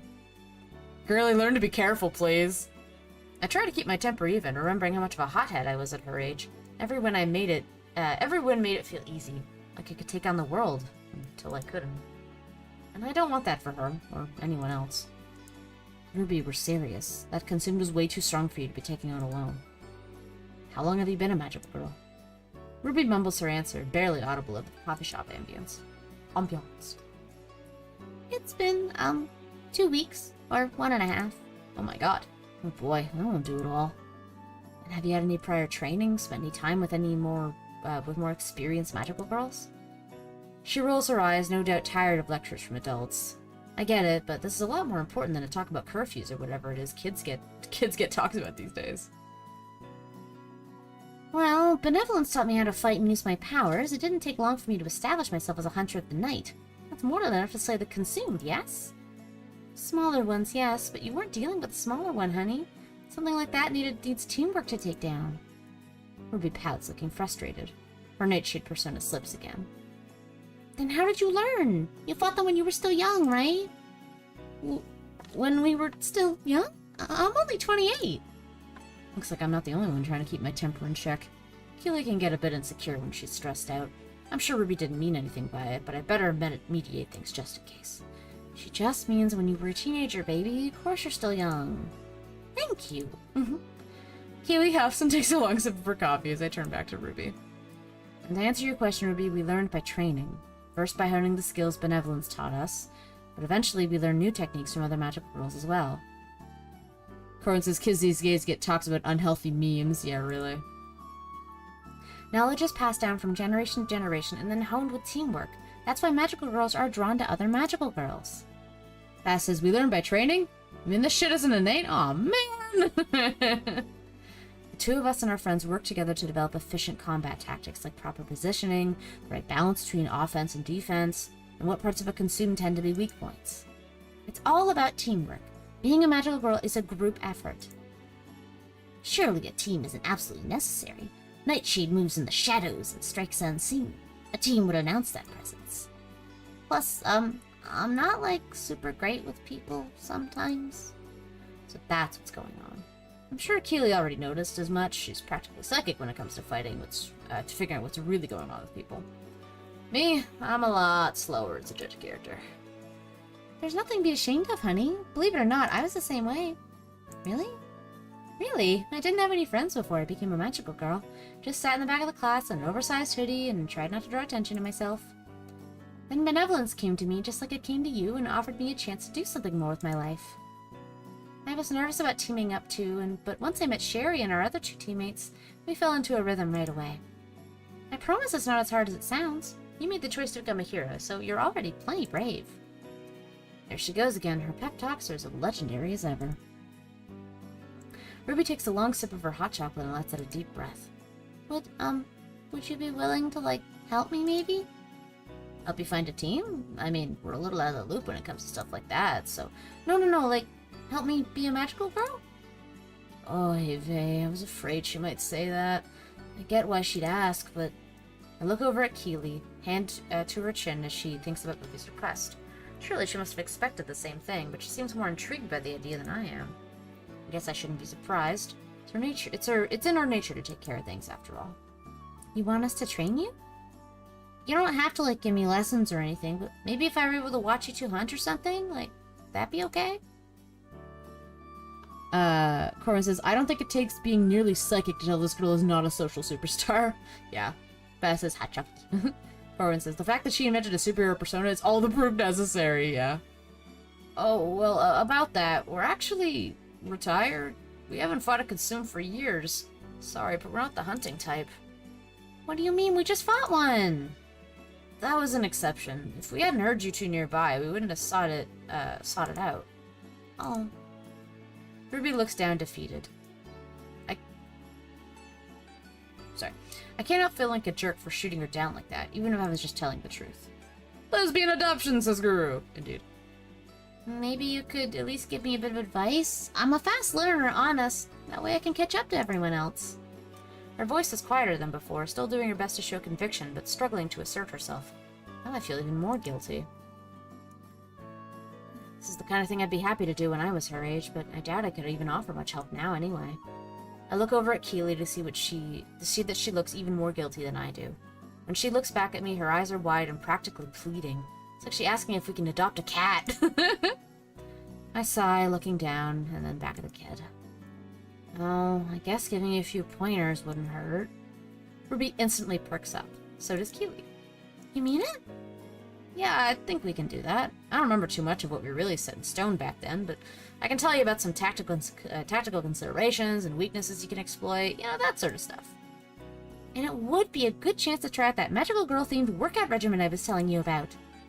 She plays it off as a joke, but a look at Keely's going to tell me how excited the idea makes her. No way does she want to stop at tidbits of advice. She really wants to train her. Training a rookie magical girl? Honestly, that might be just the thing she needs to help her feel better about our time as magical girls running out.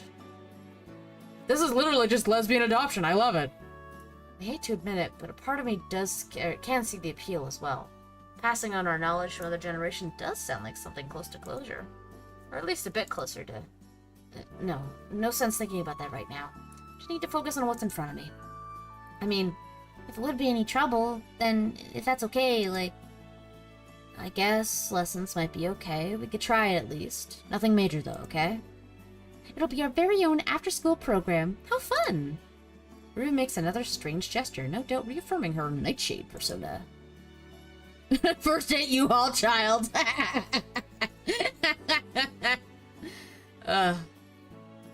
Indeed, with the wise teachings of my elders, I will gain the strength I need to be a true warrior of the night, a guardian of our fair city. I'm officially making our first training rule that you can't call us your elders. My mentors? I think that works. Keely nods and takes one last sip of her coffee, finishing it with a satisfied, So, shall we make contact using the existing group chat, or will we be working independently? What? The what now? The existing group chat? Did you just make one while we were talking? Ah, I see. Ruby pulls out her phone and opens up some messaging app I've never seen before. I lost interest in things like that when AIM shut down. Oh, girly pop. So I'm sure there are plenty of apps like that. My fellow warriors of the night have a GC we use to coordinate our attacks on the enemy. I observe rather than participate, but it's quite helpful when it comes to logistics. Agreed. Elders is whack. Elders is cool. You have to call us mom. Says Guru. Oh, she's a lurker. Oh, girl. Oh, my God. Or she's the Twitch lurker. The word is cool, but in this context, nah. Yeah. Or at the very least, to ensure none of them interfere with my mission of darkness. So you do know other magical girls? Well, I met one who sent me a link to the chat, but only once. She was nice and all, but she didn't understand my nature. As Nightshade, I mean. Well, isn't that interesting? It would have been very helpful to have something like that when we were more active. Wouldn't you agree, dear? I shrug, finishing off my coffee as well. Seems like it would make more sense to just talk on the phone, but what do I know? So Batman has already met Superman. Yeah. Hey, if it works, then it works. Probably something we need to a bit to learn, though. Perhaps it would be better to simply communicate via text message, then. She puts her phone away, no doubt surprised by our ignorance of whatever app that is. You know how to text, right? Yes, I know how to text. Keely leans over to whisper to Ruby, but she's still loud enough for me to hear. She didn't know until a few years ago. Dang. Look, technology isn't my thing, alright? I'm fine with what we had back when we were kids. We had text messages, sweetie. Ruby laughs at that one, the shaky uncertainness gone from her voice. Looks like our job is done. Let me give you my number. We can figure out a training schedule soon, okay? Okay. Batman doesn't have any powers other than the power of money. Damn, she doesn't... What? I mean, he's also very, like, extremely trained. Like, boy fucking benches a lot. Damn, she doesn't think we're 37, she thinks we're 87. Yeah. I mean, very well. I look forward to mastering the ways of the night with your assistance. Good to hear it. She's quite the interesting girl, no doubt about it. For sure, but every magical girl's odd at that age. We certainly were. Do you need us to call you a ride? I'll be fine, ma'am. My home isn't far from here. Just make sure you're careful on the way home. No more fights, okay? Very well. Even the most tireless of night warriors must rest from time to time. Yeah, exactly. I get up and pay for the three of us, tossing the few bucks I have left into the tip jar. Behind me, Keely and Ruby swap numbers and say their goodbyes. She's always been good with the kids. Mom energy, I think Nina called it. And who knows, maybe it'll help her figure out how she feels about having kids of her own someday. It's not like we haven't talked about it before, but never mind, now isn't the time. Take care, Ruby. We'll see you soon. Keely nudges me and mouths, Nightshade. Take care of yourself. And you as well, my mentors. I look forward to beginning our training post-haste. Bye! With a final wave, Ruby leaves the coffee shop and disappears into the night. Well, that wasn't how I was expecting tonight to go. Is that a bad thing? I guess it could have been worse, but I do think I'm done with surprises for the time being. You and me both. I'm gonna be out like a light as soon as we get home. Keely chuckles and kisses my cheek, taking my hand in hers. We chuckle in unison as we step through the doors and start our journey home. Definitely time to be done with surprises for now. I don't know why Sherry's eyes look like high on life or something. High on life or high on her wife? Yes. Still, for a night when we plan to solve a mystery, I feel like we've been left with significantly more questions than answers, and not just about Ruby. That consumed was dangerous, but there's no way it was a locked room killer. Something that far gone couldn't even open a door normally, let alone sneak through a locked one. So why did it just happen to show up while we were investigating? Was it drawn to the energy Keely felt? I love how androgynous Sherry is. Oh, same. They're just they're design I do believe she does use she/her pronouns, but like design-wise, 100%. Or it could have been some kind of lure, a distraction meant to pull us away from the crime scene. It's a possibility I don't want to consider, not just because it's needlessly paranoid and yet another sign that this case is messing with my head, but because it would mean that something larger is there's something larger at play here. Hey, babe. What's wrong with a girl being androgynous? Oh, no. I'm not saying there's anything wrong with it. I was just saying, like, sometimes androgyny and non-binary kind of, they feel a bit similar to me. So that's why I was just saying, yes, she's androgynous, but she uses she/her pronouns. That was purely what I meant. Video games need more hot androgynous characters for sure. Absolutely. That aura you felt at the house. That wasn't from the consume we just took out, was it? No, it wasn't even close. In fact, it wasn't close to the aura of any consumed I'd seen before. So, what do you think it was? Something new, and probably something dangerous.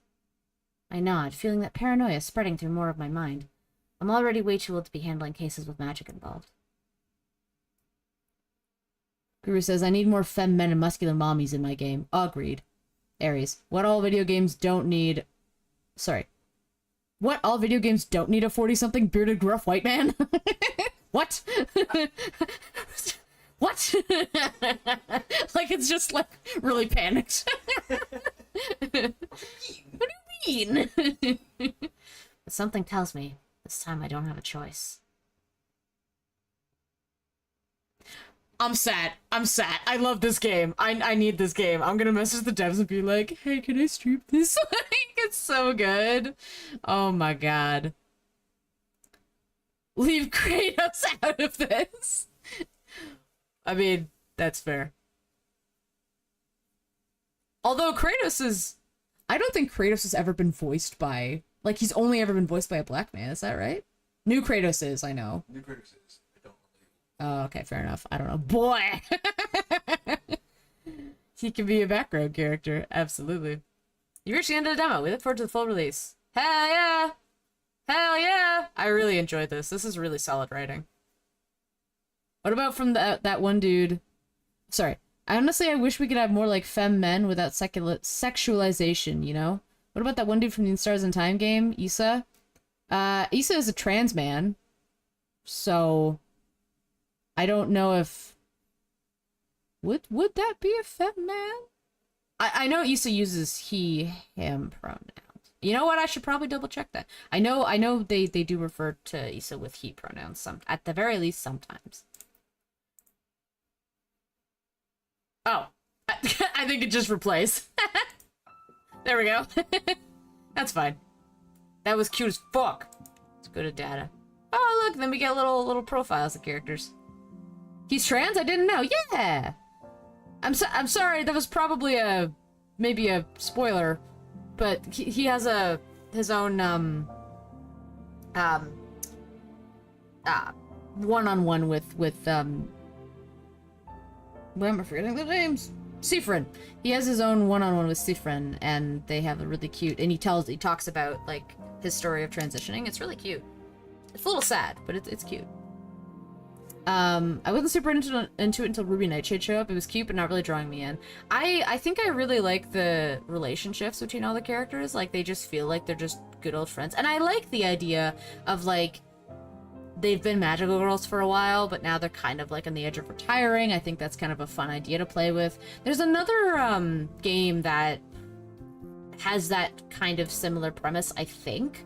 But I haven't played it, and it's a free game. I should probably try it at some point, but... it was cute. I'm saying that he's a but I'm just saying that he's a softer, more femme personality. I get you, Guru. Gotcha. Now I really want to see how the mentor-mentee dynamic grows. I agree. I like that dynamic, too. I played the demo and loved it so much, but, like, I legit thought we already knew. Oh! for In Stars in Time. Yeah. Ari says, I could see this as a manga on our shelf, but I'm more into action games, but Persona style. True. This would be fun as, like, a Persona style game. Absolutely. At least shifting your job from magical girls to wise mentor. Yeah. Persona style game? Yeah. That would be cool, yeah. Sherry's hobby is collecting stuffed animals. Girl, I feel. Favorite food? Coffee cake. Nice. Wow. There's a lot going on. Weapon. Purification pistol. Okay. And there's Natasha. Sherry's longtime acquaintance. Yeah, like not a coworker, forensic scientist. Cool. Keely, my wife. Oh, hold on. When was Sherry born? Damn. So this game doesn't take place in the modern day because she's 29 in this game, but I am technically younger than her by 4 years. So January, March. She likes takoyaki and knitting. Nice. We don't have a picture redacted, yeah. Oh, so we don't even have, like, date of birth either, okay. Sherry, Keely, and Nina's former magical girl ally. Always the baby of the group, she was the whole team's little sister and loved dearly by her 3 closest friends. Passed away in 2007, long before her time. Elle Byrne was 15 years old when she died. Oh, so if she's 15 in 2007, how old would she have been? Around the same time? Let me see. If she was 19, so, bleh, math. 10... No, she would have been like 92. Or something like that. Yeah. That's fair. She was younger than them. They did say baby the group. How did she die? What happened that fateful night? And why couldn't Sherry, Keely, and Nina stop it?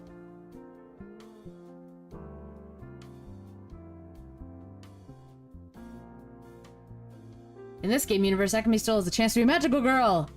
Yes, technically. Well, I mean, I'm past 30, so not really, but if it was the time frame, then yes. Recently corrupted, consumed. Oh, stock. Okay. Oh, that's cool. Oh. Recently, you just get more information on the thing that we fought. Stock was once a powerful hedge fund manager operating out of the financial district. A deal with Malice seemed like the best way to guarantee monetary success, but like so many other consumed, his greed blinded him to the dangers of making such a deal. Consumed being inexperienced didn't stop him from being deadly. If Sherry and Keeley hadn't stopped it, Stock would no doubt have gone on to claim several more victims. Cool. And then Nina. Oh my god, they're off by like a day? Hold on. Where's Keeley? 3-7? Yeah, their birthdays are a day apart. Wild. That's cool. Nice. Or no, unless it's month. Sorry, unless it's day, month, year. I'm assuming it's month, day, year. So it's probably a day apart. Day, year. Huh? Day, month, year makes so much more sense. Day, month, year? It's one of the largest. A lot of my work when I'm doing data at work is operating by month, day, year. Well, it's still... Okay. Ah, yes, the true villain, capitalism. The other true villain is date time systems. Wild. That's cool. Return to the title, and then I want to go to extras. So cute. And then we get the full view. Okay, that's cool. I guess I was the only... Oh, because this was the only full image? Yeah, that's fair. Okay. Then we got all the... Now we got all the music. Fun.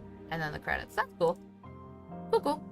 Alright, I'm gonna switch to second demo. I'll be back. 2020... Wait, 2022? I thought this game came out recently. Am I, like, mixing it up? I want to check something real quick. I thought this came out very recently. Maybe they... Oh no, sorry. The demo was in 2022. The game did release recently. That's what it was. Cool. Alright, I'm gonna just take a quick BRB and then we're gonna go to a... I'm gonna show the display capture of the Wheel of Names. Where is it? Wheel of Demos. Alright, we're gonna go to this in a minute, but in the meantime, BRB.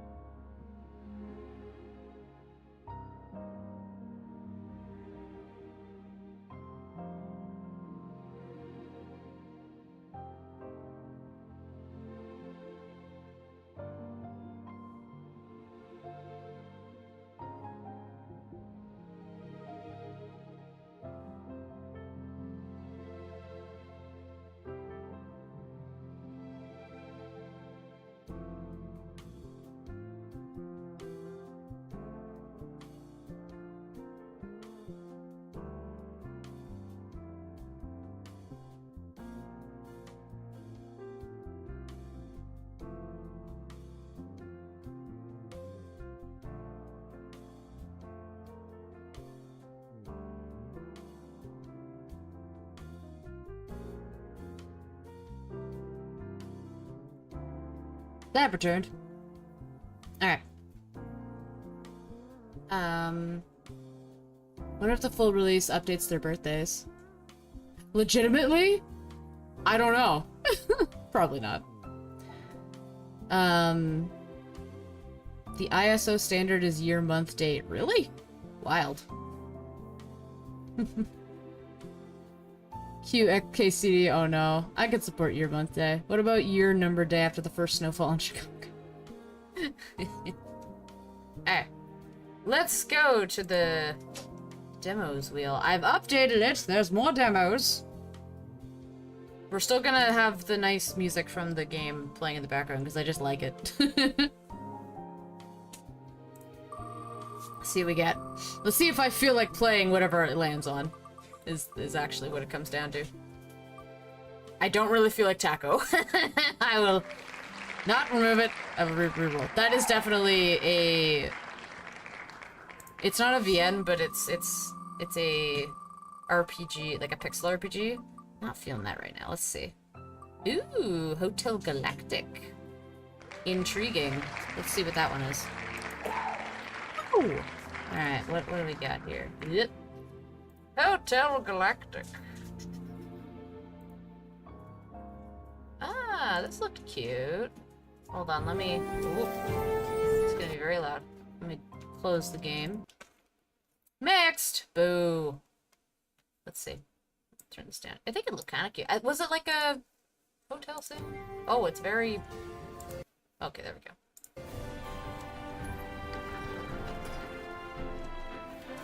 Ah. Okay.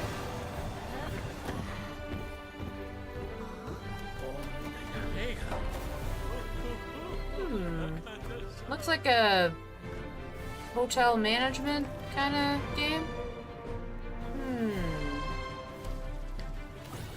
I don't know if I enjoy these games all that much. I think I may have downloaded it originally for the cover art.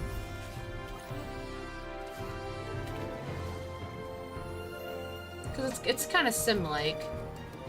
Which I don't mind Sims, but they're not really my favorite necessarily. Interesting.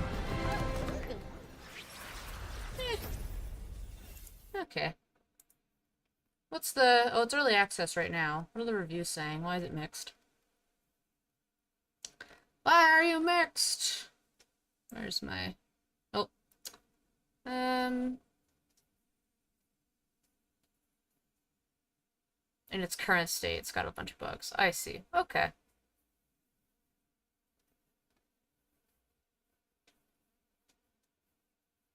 Okay, so it seems to be just kind of buggy. Early access.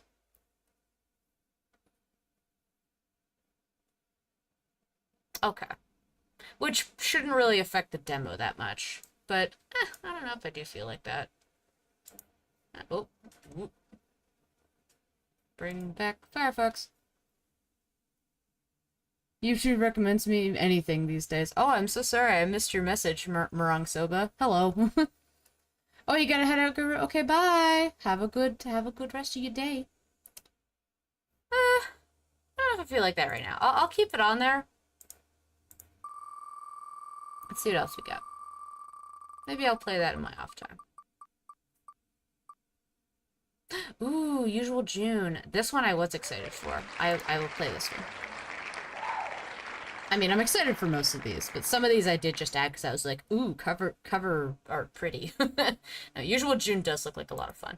I don't know if I'll need here, I'll show you the store page so you can get a feel for it. I don't know if I'll need a controller, but let's watch. You can get a feel for it. It's kind of spooky, I think, too, so it's good for October. Also, the frame rate is not buffering. That's the animation of the game. It's a little bit stop motion. Spooky.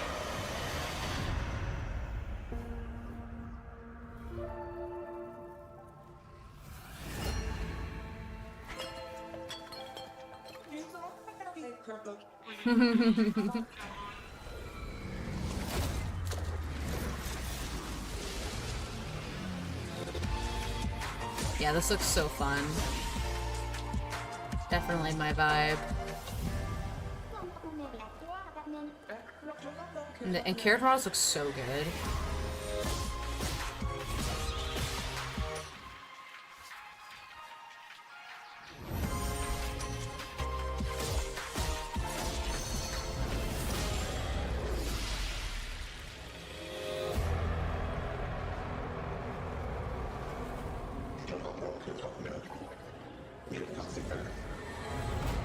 Ooh. Yeah, I'm down. I think I do have my controller to plug in if I need to, so. Let's see. Akami-saw for Harry says Akami-saw furry characters insta-locked. Please don't pipe bomb my mailbox. Ooh, I added this to my wish list like 2 days ago. Oh, Usual June? Hell yeah. Yes. Yeah, I'm gonna play this one. So let me open the game, and then I'll switch to a different view so that it's a little easier. And then I might go grab my one of my cables to connect my controller, because I think that will be this. Okay, it does require a controller. I don't have an Xbox 360 controller though, but I do have a Switch one. I have Switch Pro. Well, an off-brand Switch Pro. Well, let me play it, and then I'll switch the modes, because I have to do that anyway. 2 seconds. Switch from display capture to game capture. Usual June. I might have to do display capture, let's see. So very loud. Oh, and it might be glitching. Alright. There we go. Okay, cool. So that's showing. So let me switch over my controller. I'll see if either my PS5 controller or my Switch should work. What did I miss? I was just selecting a new demo to play. And we're selecting Usual June is the next one. Oh. Thank you, hun. I didn't see you dropped off a bar for me. Thank you. Yes, I will go grab something to connect to my controller. Hello, handsome man. So cute.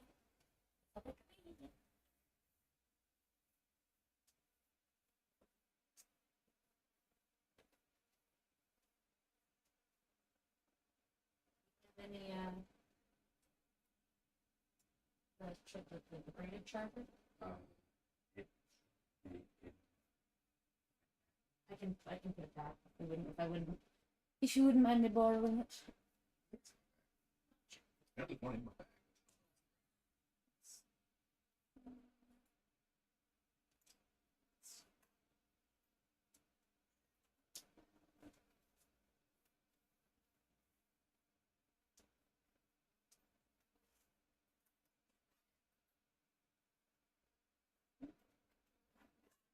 Just grab my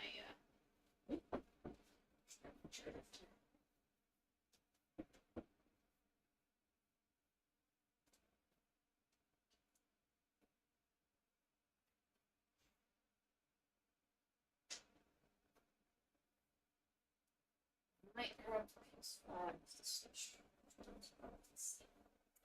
let's try it, shall we?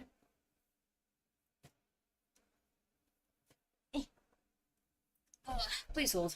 Alright,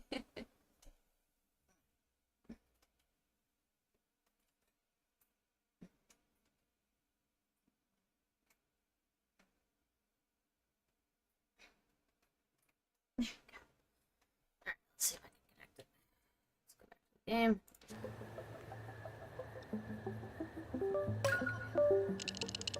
Oh!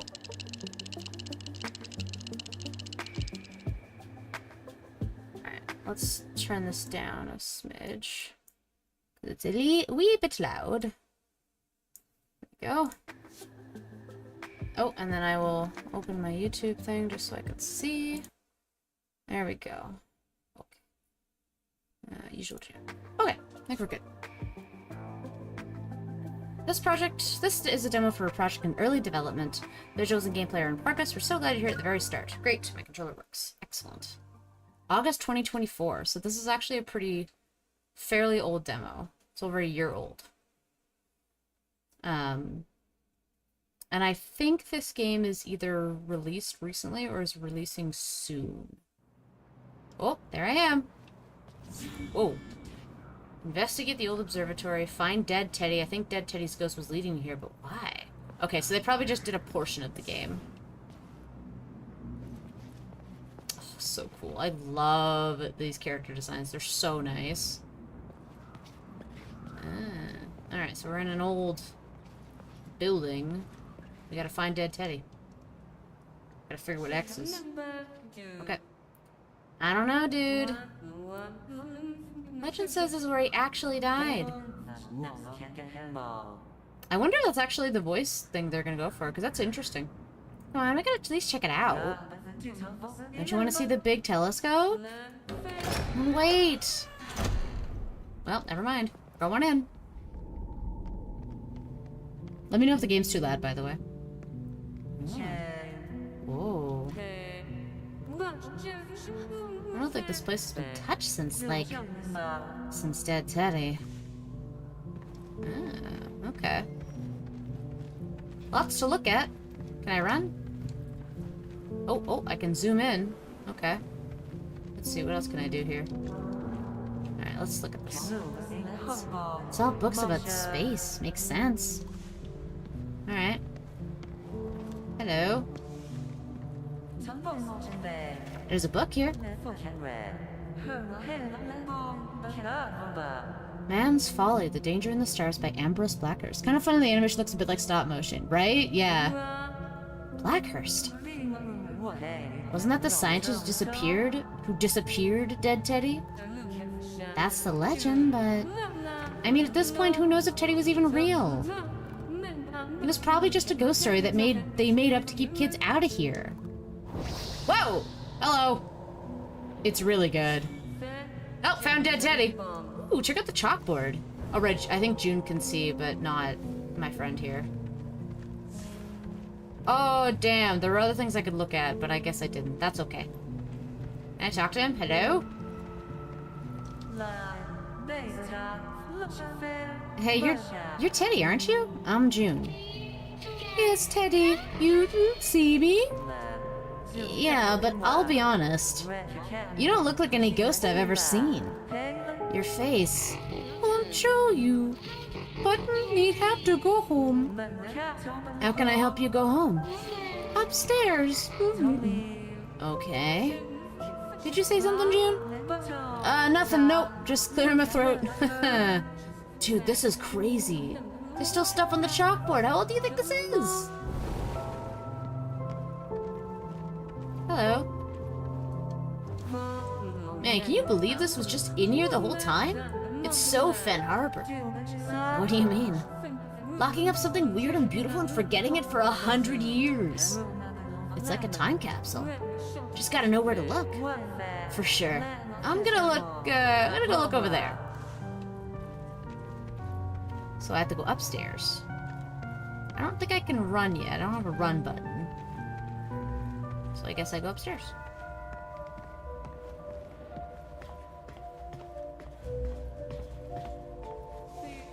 Hey, don't fall, okay? Good idea, thank you. I'm just saying, it's fine. If the stairs collapse and the jagged metal and glass will break my fall. Great. You're the worst. Oh wow, I think there's some sketches over there. They're the best.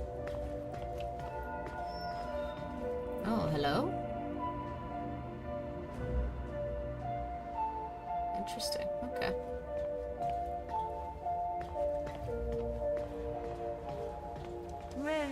Hey, Sonny?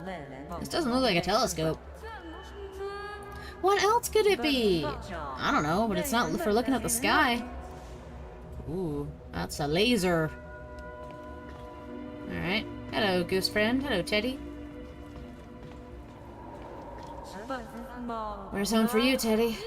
My home is... I'll show you inside. Here. Wait. Hey, you okay? What's going on up there? I'm fine. Inside. I can't. It's locked. Well, get fucked. I think it's stuck. Wait. Oh, focus. Oh, there's a fuse in there. A busted up old fuse. It's super broken. I can grab one from the other door? Hell yeah. I love me some 3D action, or 3D adventure game style gameplay. Oh, it's even highlighted for me. Look at that. Hello.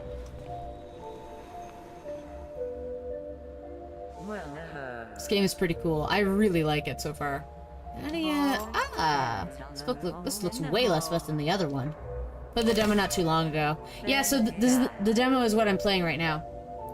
Working fuse. There we go.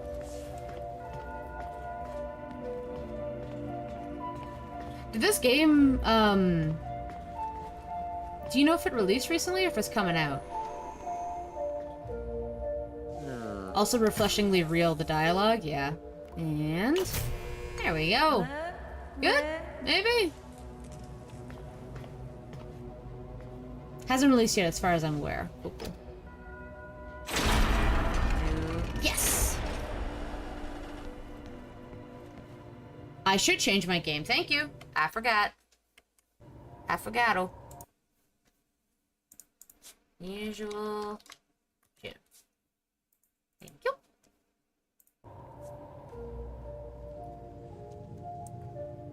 Make sure it changed. Excellent. Okay. Thank you.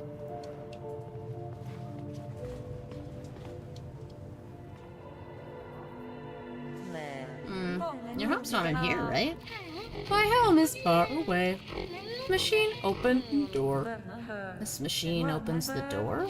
Yes. Use machine, open the door, and go home.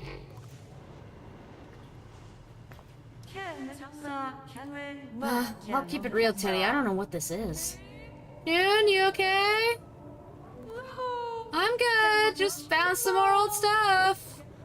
Is it cool? No. Stay down there. I'll be back in a sec. Alright, let's do this. Just give me a sec. I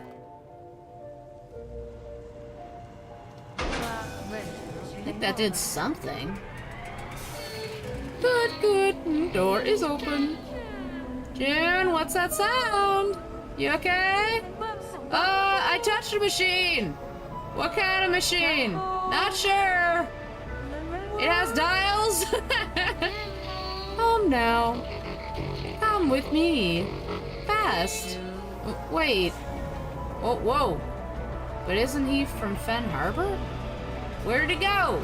Come back. This music is slapping. Oh my god, what's happening?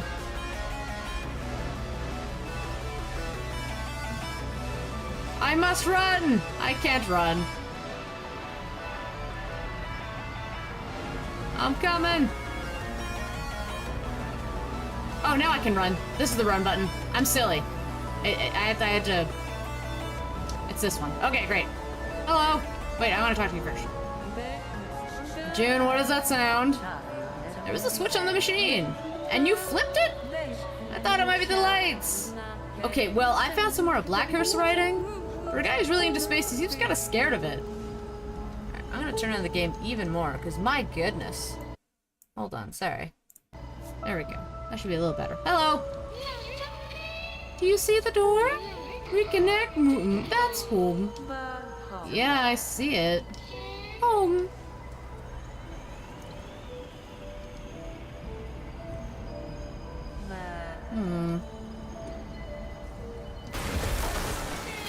Yes, the is open. We can go. Wait, we? June? June, what's... Sonny, don't... Whoop! Bye! June! Goodbye! God damn.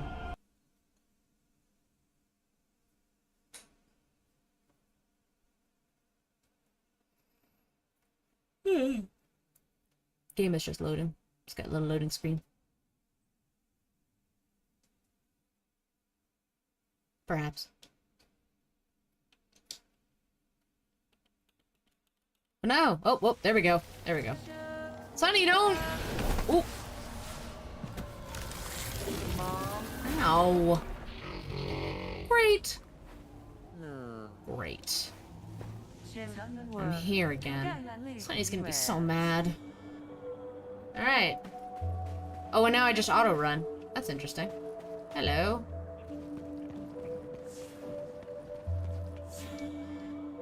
Get the F out of here. This place gets creepier every time I'm thrown back here. I'll help Teddy out, then get the hell out. Teddy, this is your home? Sometimes live here. Is that why you look so different? No, Blackhurst did it too. Blackhurst? Follow me. I'll show you. Show me? Like last time?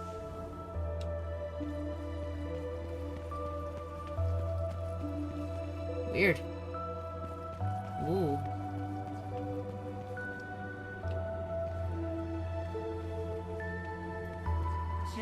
What happened here? Blackhurst! He's hurting everything. Need to stop him. Stop him? Teddy, is Blackhurst here? Yes, need your help to fight. I saw you fight before. Maybe help fight Blackhurst? Okay, and where is he? Follow, but be careful,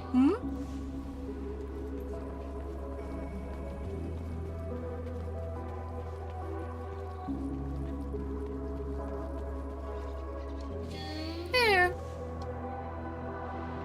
Yeah, that looks good.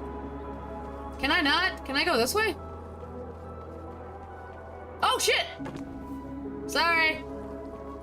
Didn't know I could do that. Thought I'd try. I think he saved me. Teddy, what are those things? You really had it up for me last time. There. They look like crabs. I'll just call them crabs. Time to fight. LB, select item. Oh, okay. I think I've only got the one. How do I fight? Oh. Okay, that's dodge. There we go. Can I lock on?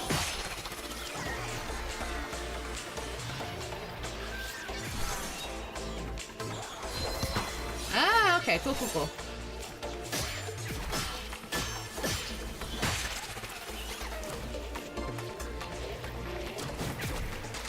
Ah!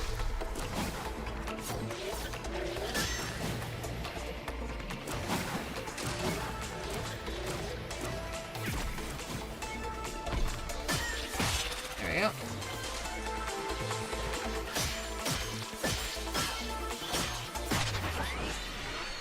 There we go. Nice.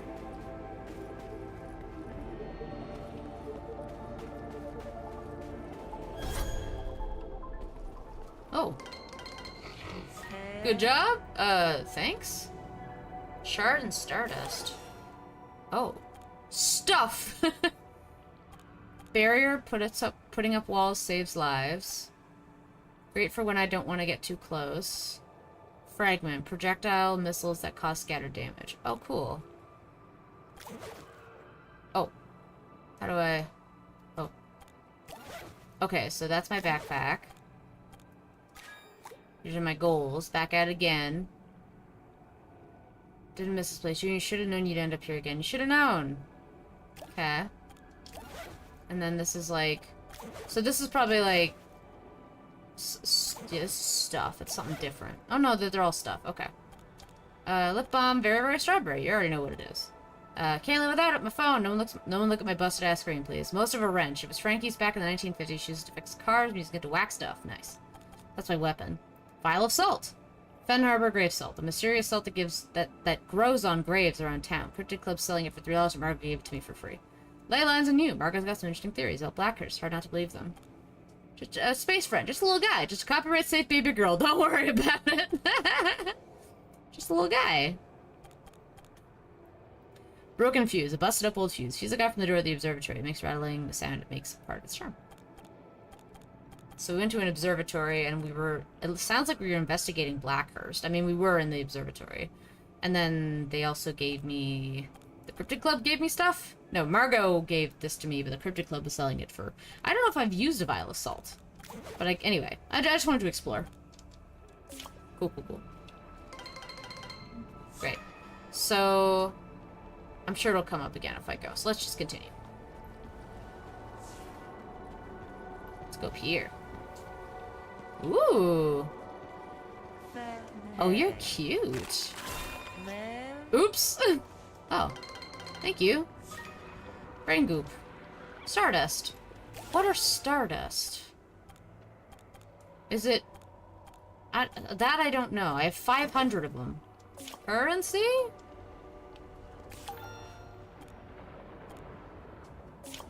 Maybe I can use it to pay for things? Let's see.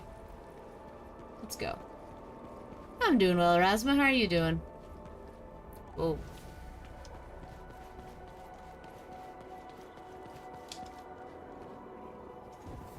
I think it's an upgrade currency. You can find shops throughout the levels. Oh, cool. Oh, what's that? Blackhurst. Up there? How do we get to him? This way. I want to go this way first. Or is this where I came from? Oh, no, no. There's things I can fight. Let's fight. Come here, dude.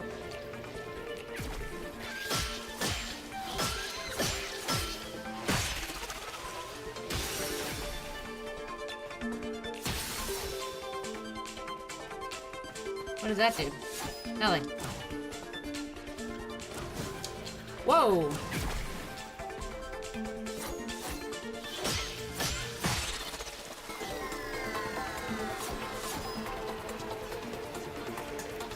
Whoa!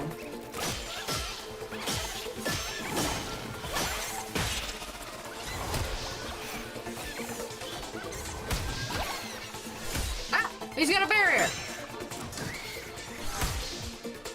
Oh, I'm gonna die. I better use the... There we go. Whoa! I broke his barrier! Oh, that must be the heavy attacks. That makes sense. Well, they gain those over time. That makes sense. Ooh, another one of these. No, breaking those shards gives me that. That might give me my heavy attack. Maybe.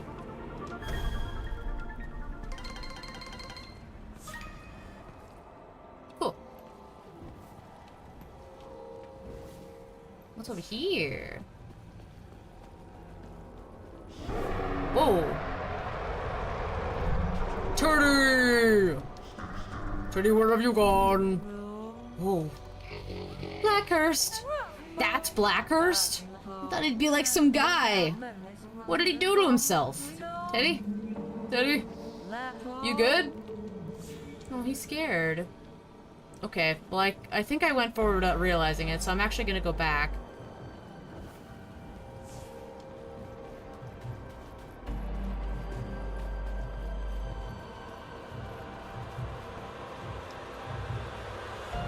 Oh, never mind. Never the fuck mind.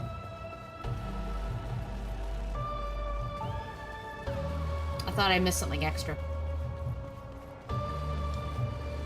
Whoa. June? Thank you for coming here. Hey, of course. I heard your story. Music is cool here. Yeah, it's really nice, eh? Felt like Blackhurst did something pretty bad to you. Put me in Start Machine. Said I could go to work. And I met one, a big star. Talked to it, so excited. Then there was a big sound. And I died. Oh no. And I woke up. It hurt. It hurt. Hurt, hurt, hurt. Aw. Oh dear. I'm sorry, friend.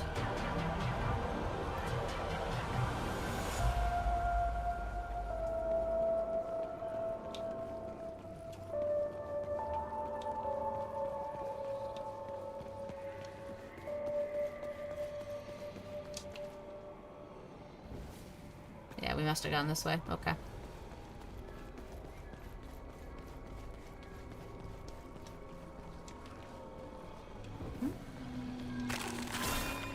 Thank you. And blink. Hey, I know that building. I think it's a bank. On Maple Street. Yeah. I forgot you're from Fen Harbor, too. I'm from Chicago, but I'm here for school. Oh, White Sox! That's cute. Interesting. So, like, worlds are, like, blending together, maybe? Hmm.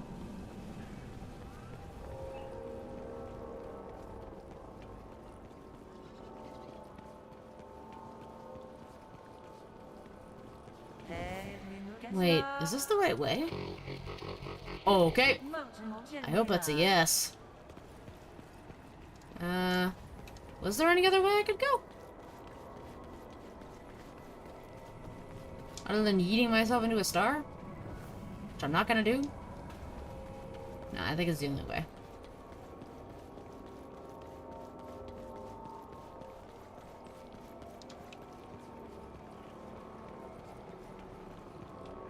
Nice.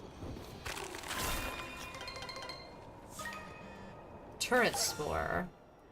Oh. Unlike the ones trying to kill me, these spores go on my command. Oh. So that, okay, so that must be the selecting the item is if I want to heal, if I want to use a turret spore. I see. I thought it was like a weapon thing.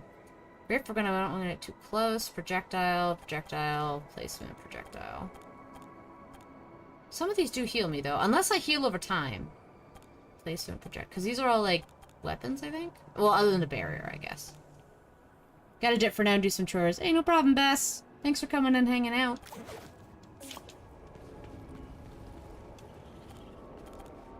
Ah. Great for when I don't want to get too close is probably the Heelys. Maybe I'll do that one for fun. Can I talk to him? I can. If you need me, he'll be here. Hope you keep enjoying this. Hope you enjoyed the demo and you enjoyed the demo to come. Thank you. This might be the last one. I don't know, because I'll probably be done at 12:30, but this demo might be shorter than I think. Have a good day, Bass. Alright, no problem. I'm all warmed up now. And then I just gotta make sure I use it. Alright.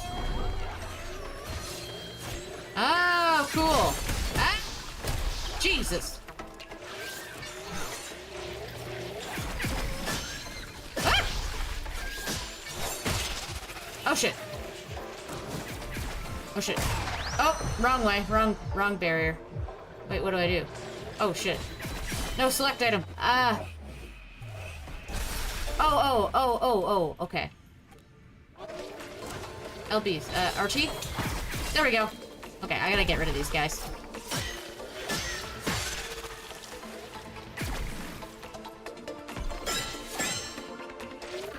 Okay, let's do its thing. I'll do a heavy attack. Okay. There we go.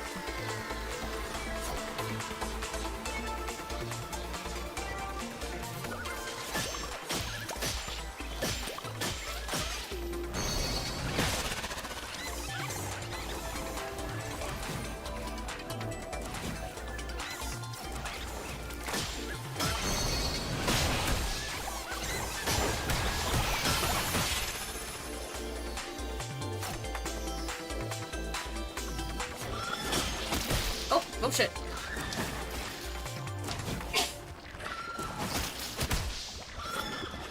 Oh, okay.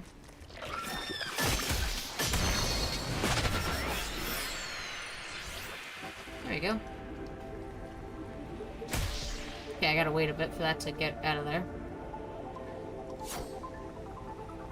Can I not? Oh.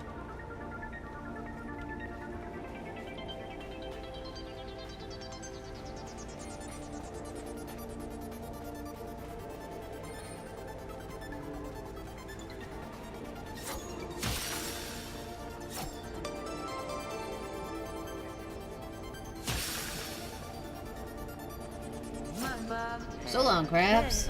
I'm getting better at this. Now, remind me. So I didn't... Is it a placement? I don't think I was using this right. This is a placement. Okay, so if I wanted to use it... Oh, I understand. I have to use it with RT. Okay. Where's the other... So which ones are placements? The barrier's a placement? And the turret spore is. These are the ones I can just use. I might actually set it to... for fun.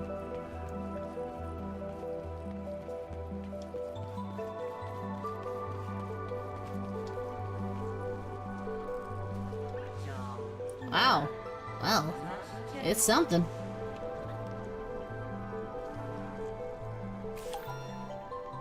Oh! Oh yes, they are upgrades. So... I can buy more of these. A meteor. One overhead toss is good for a maximum range of hurt. I don't have a meteor. I only have one of these.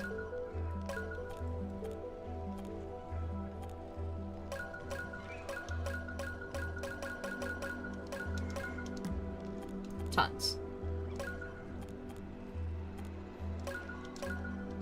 There we go. Now I have so many things. Look at how many I got. I got millions. Oh. Thanks for following me around, dude. I'm good. Oop, dead end. Alright, cool.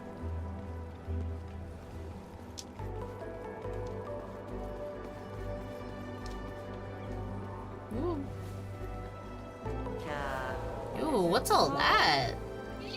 Blackhurst Star Machine. Another star machine? Why? To break the world. To get out. Back to Earth? I don't... Another world. Oh.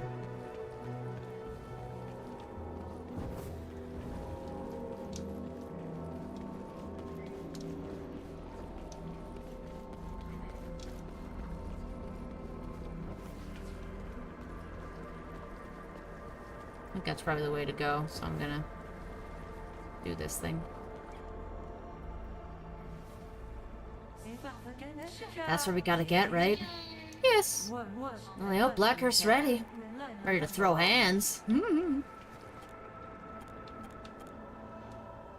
And Meteor Toss is... projectile. Cool. I just want to try it.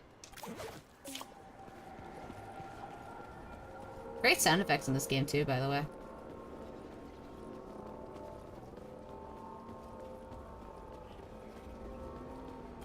Maybe I'll just use the projectile for now.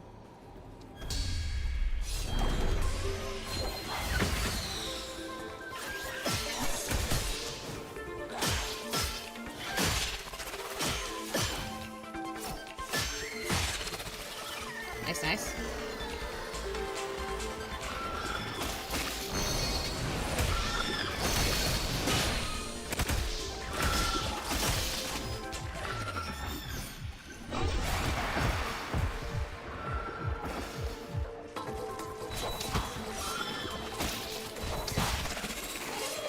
Oh, maybe I just heal over time. I think I do just heal over time. I understand.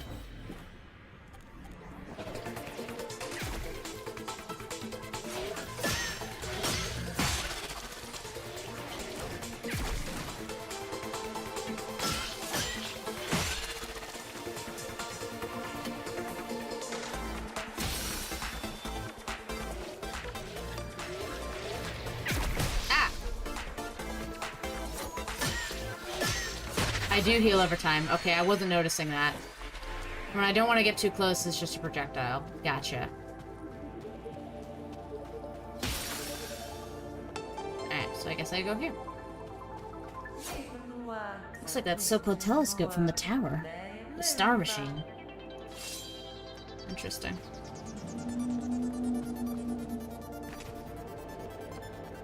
I'm really digging the music. This is fun.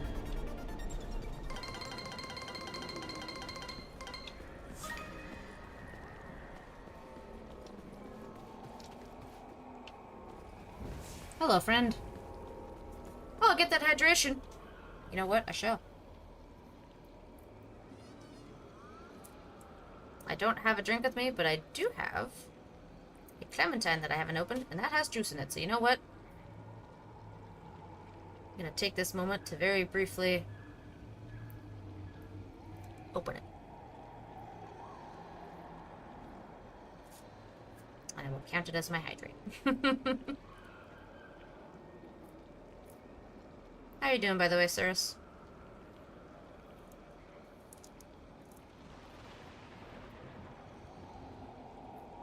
Man, we had to pick the toughest clementines to peel.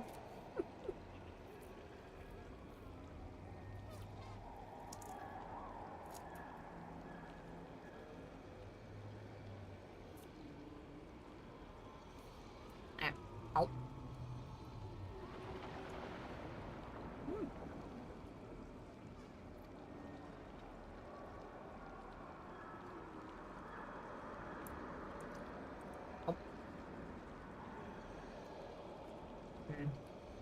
Just.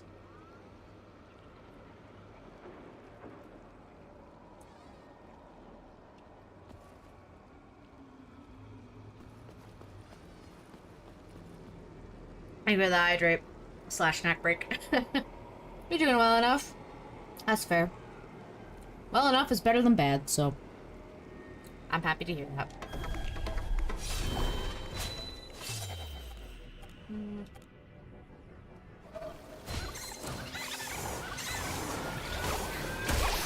I don't know how to place this. Oh, I'm stupid. There we go. Ah!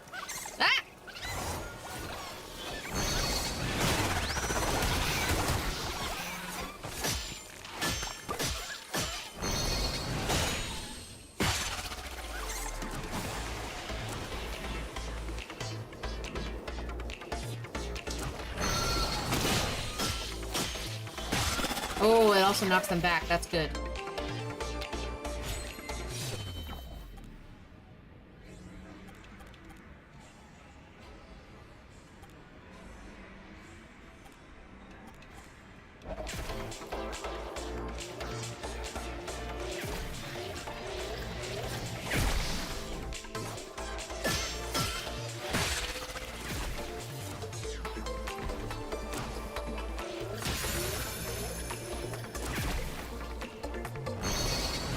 Bye-bye. Counts as 2. That's nice.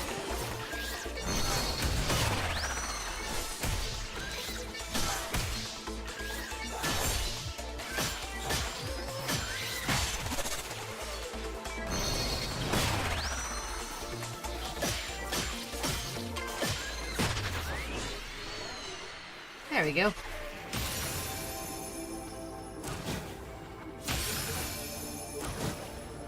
I'm not necessarily a fan of the dash. Kind of wish. I mean, it's nice that the dash is also the dodge, basically. I gotta get used to it.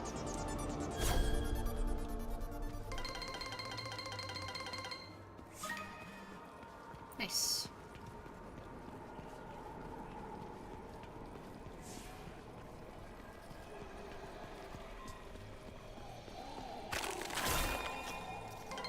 Nice. Alright, let's go. That is forward. Hello, friend. Let's go this way. That is not forward. That is to an enemy. Well, let me go here anyway. There's a lot more of these things here than I was here last. Perpetuating themselves. Okay, vocabulary. Perpetuating selves.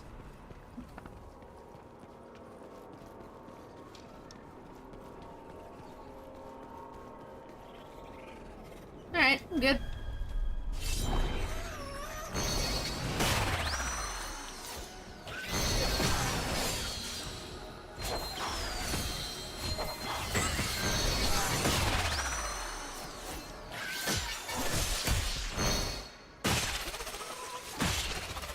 Cool, cool, cool.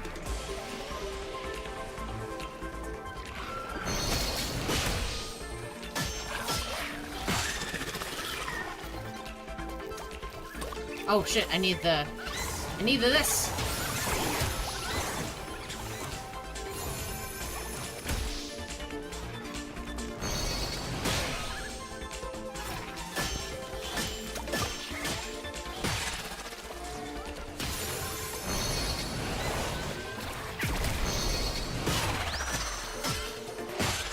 There we go.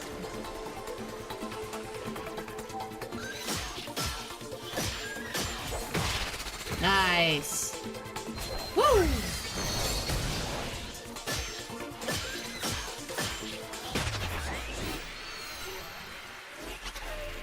Nice. Ooh. This game rules. I'm so into it. I'll have to tell Zoe about it, my friend. She was interested in how this game plays out. I think this goes the right way. Okay, let's see. Yes.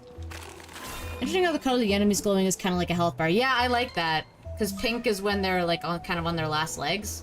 Yellow is like midway. It is a very interesting visual indicator. Nope, not this way.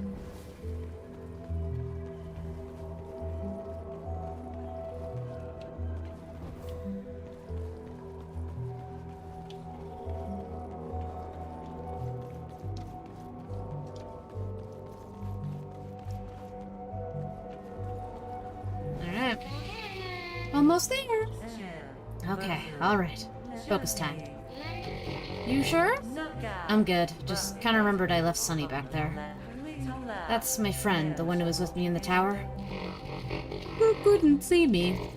Yeah, just me. She's probably pretty worried about me. After Blackhurst, I take you back. Cool. Let's get these crabs first. Batter up! Cute. Alright. Oh, another one. 2 hits. Interesting. Alright, let's go grab some more. Nice.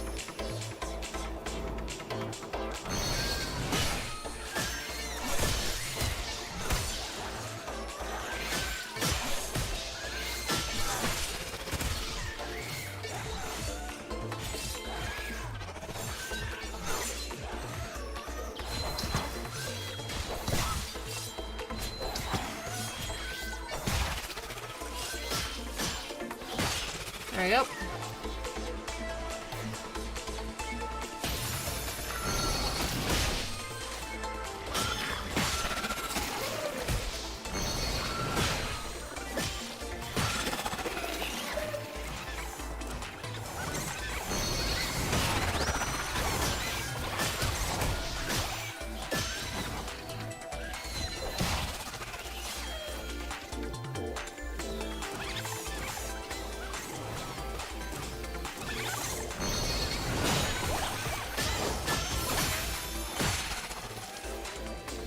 Okay, I got another one. Good.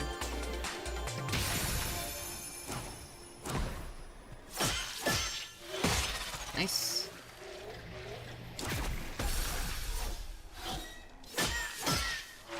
There we go. Lovely! I don't think I missed anything. Oh, I did get... Oh, I already have 3. I'm good.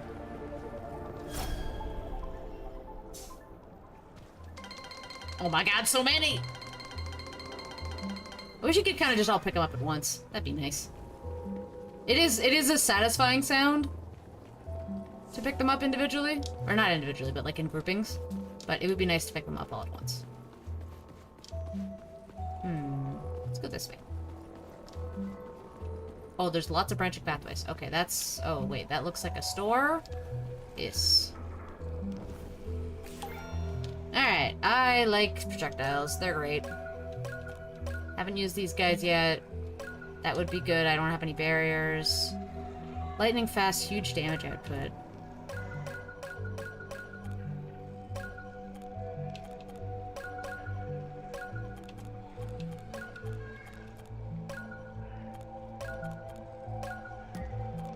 Alright.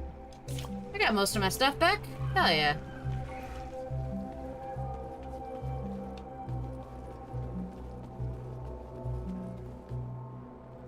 I guess I could jump down.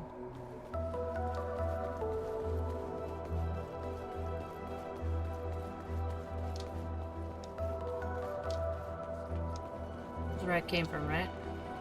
Yeah.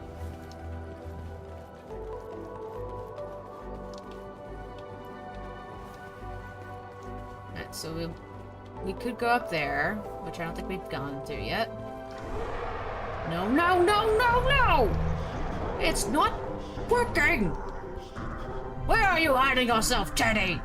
I know you're there, you putrid little imp. I can hear you. I can smell you. Smell like ectoplasm. Don't worry, Teddy. I'm gonna fix this. It's clearly out of control. Okay, cool.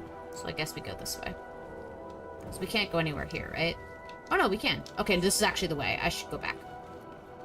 Just in case there was something else I missed here. I think I had to go... No, I didn't go this way. This is what I meant to do. No, I did go that way. There is something glowing, though. Oh no, that's just the reflecting light. Okay. We good, we Gucci. Let's go back. This way. Oh.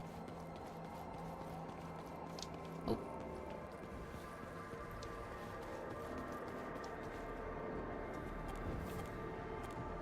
Yeah, sure.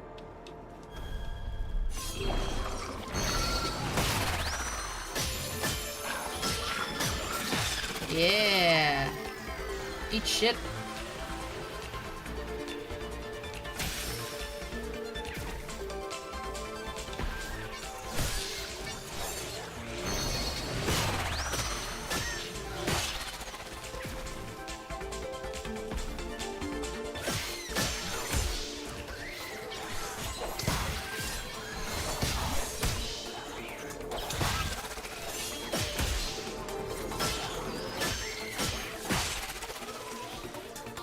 Health back a little bit. There we go.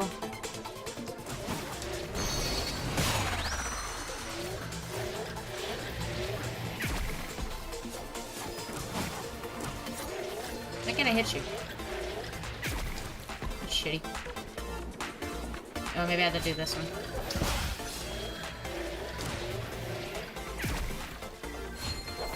There we go. Okay. Oh.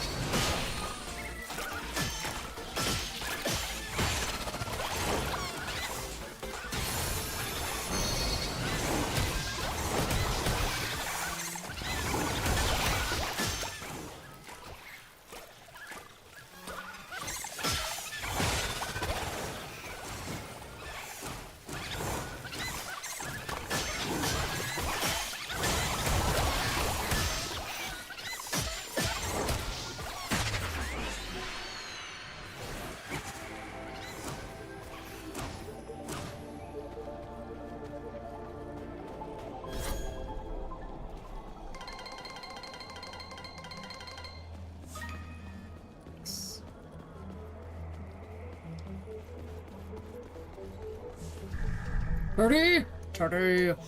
Teddy! Hide! You can't hide from me, Teddy. I know you're there. Get back in here, the work must be finished. If it weren't for your foolishness, we would already be free. Not true! I didn't do anything! Teddy, it's okay. You don't have to explain. Whatever he's talking about, it doesn't matter. I got this. Hell yeah.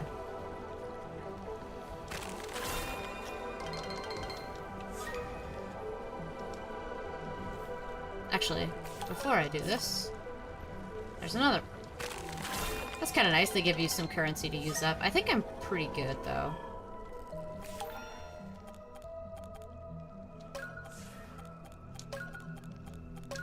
Yeah, we're good. Alright. The big bad time.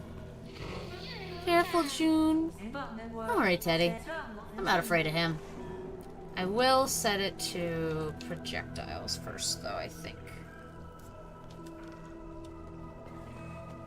Or maybe I'll set it to this one. I haven't used it.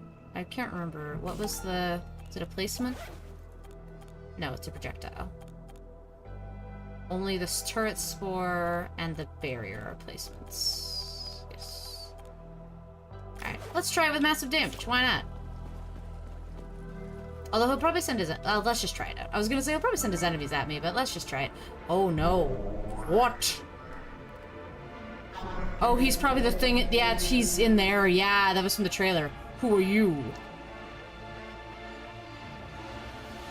No! Is that where it ends? Fuck, really?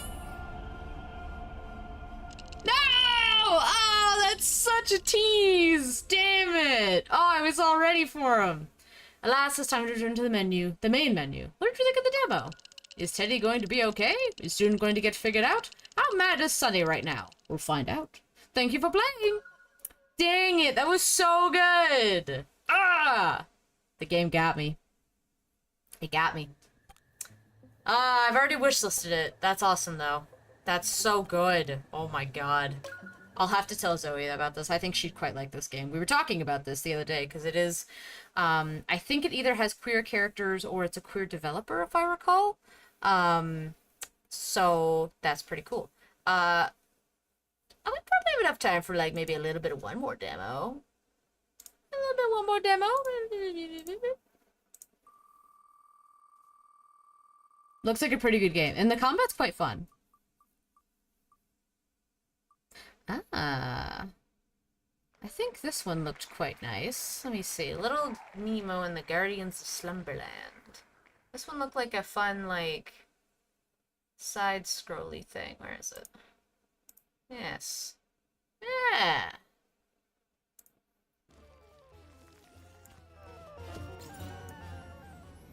Kind of Paper Mario-esque. And the art style is quite cute.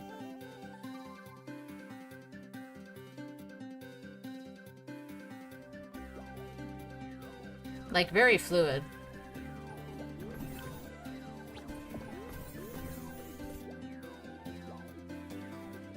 Yeah, I think I'll try this one out. This looks fun.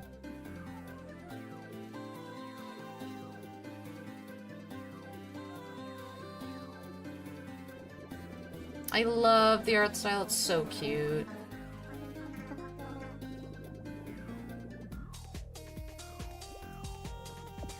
Looks like I could probably benefit from using my controller too, which I already have plugged in, so even better.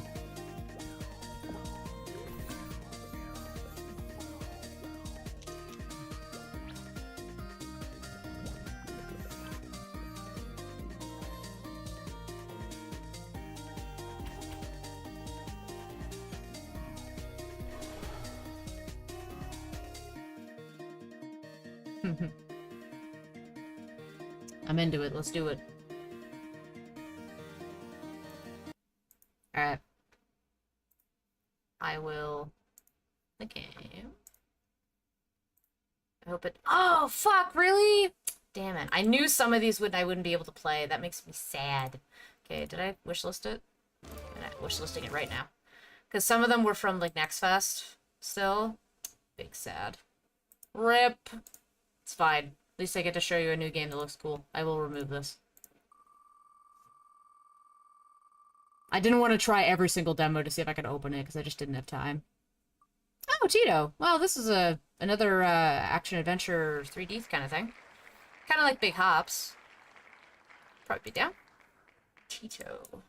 I think this one is available.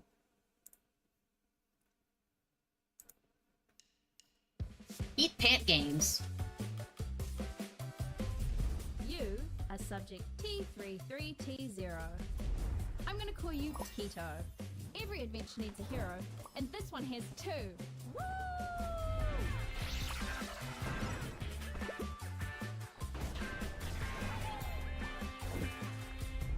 It's a bit like, Hey guys, I need your help. There's a berry all the way over there. It's just calling my name. yeah, it's like a Mario, like kind of a 3D platformer. Seems kind of cute.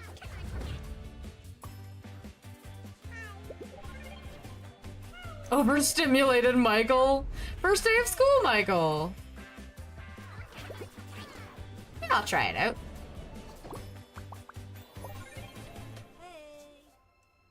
And it's by some Australian devs, which is cool. Sure, let's try that out. Hopefully it's active. I think so, because I think I downloaded this recently. Yeah, cool. Alright, awesome. I will let that load. And then I will change my... I will change my display capture so I can change it to Tito. There we go. Tito! Get some settings real quick. Yep.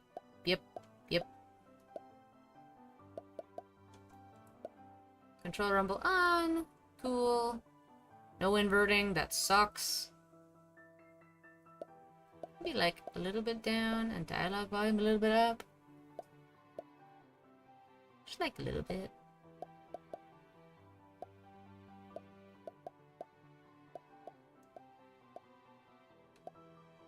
Yeah, okay. Cool. I will change my game thing to Tito.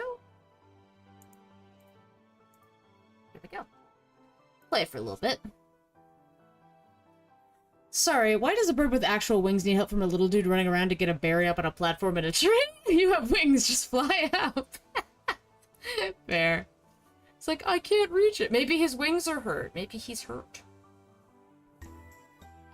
Also, I'm gonna just very quickly nosh on a granola bar that Aries gave me earlier, and I forgot to partake. So, Blob Blaster. Okay, so I got a Blob Blaster. It's a little bit, Banjo and Kazooie. A little bit.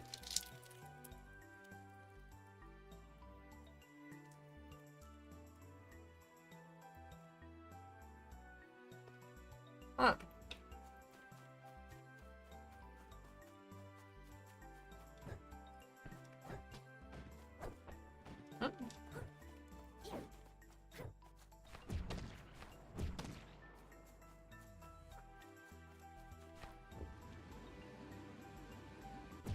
The bunny aims it? Nice.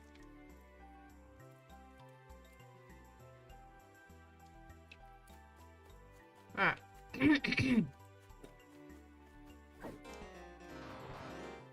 Cute.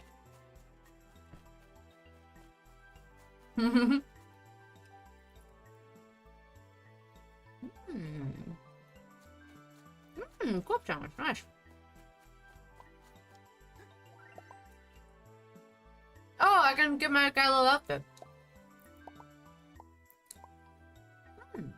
Oh, that's cute. Like the cow.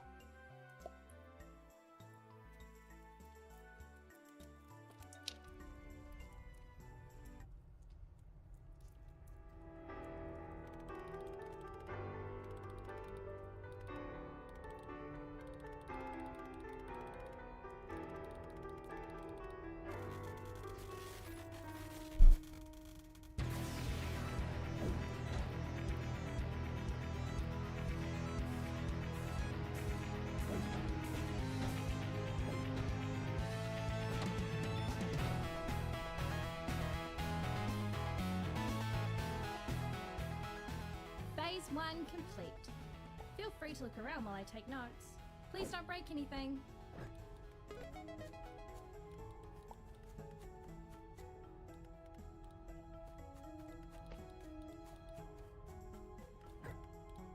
Okay, buddy, come over here when you're ready to start phase 2. Oh, quick intro. I'm Nori. You are subject T33T0. I'm gonna call you Tito, and I'm so glad to meet you. I know you just got here and everything, but I need your help with something important. To start us off, I need you to focus on the shadow matter in this jar. Try absorbing it. Okay. Slurp slurp. Delicious. Effectively neutralized. Good job, Tito. Give me a minute to write this all down. Feel free to hang out for a moment. So- Make yourself at home. Is your world getting, like, attacked by the shadow matter? Oh. Wait, what is happening?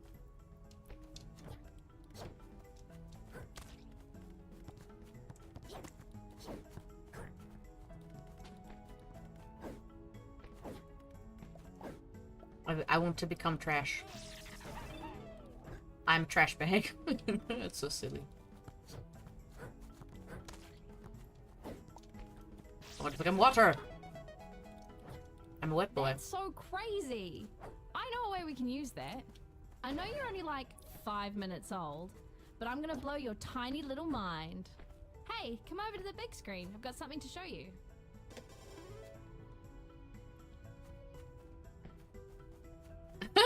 Nori's super amazing, incredibly helpful, barely tedious, beautifully wonderful presentation.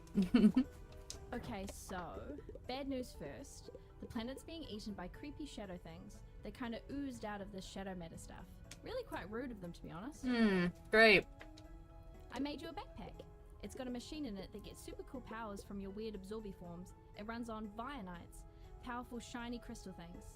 Very stable-ish. Loose wires, I sit here.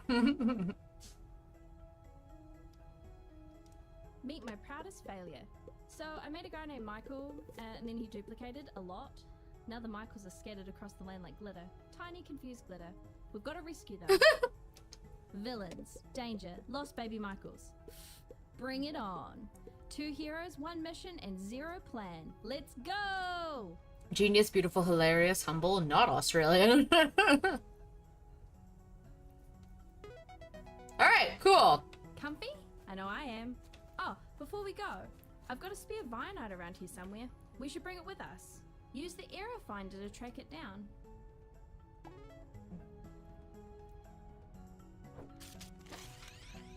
Oh, that's cute. It's a little... Oh, that's cute. It's a little, paper airplane. Nice! Now let's get out of here. Alright. A baby Michael, quick, catch Come him! back! Oh. Okay. Michael! All safe now. Original Michael. Alright, Tito. See that crane hook up there? Let's use that to get us out. Alright.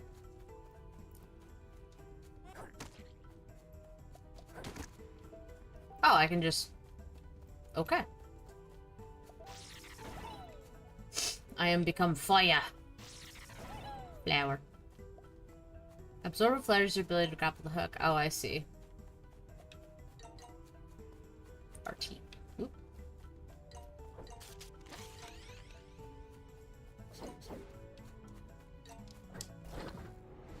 Whee! Woo! Sorry this place seems like a bit of a junkyard. It's because it is. Okay. Noted. Hey, that drone has a Vionite. We need to get it down somehow. What if I became trash? Blob Blaster. Oh, in normal form.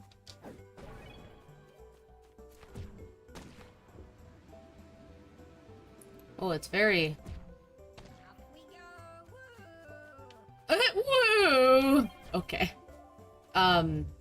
The controls are very, it's like the slightest movement. It's very, I'm gonna need to adjust that maybe. Oh, can I not? Ah, darn. Maybe not in the demo. It's like the slightest movement, on my joystick, and it's very, very fast movement in the game. I want to become trash. Garbage gun. Cute.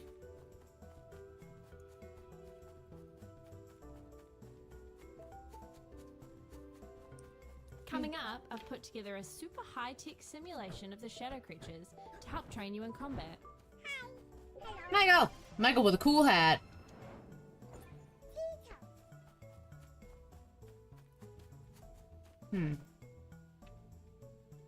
Any flowers around here? Maybe I can use the vine. Oh, shit. Boing.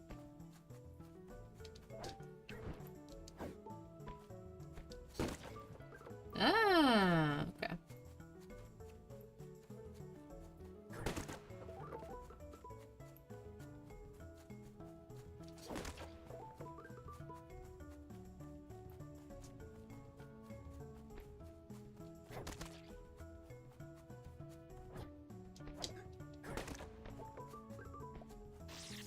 What if I become...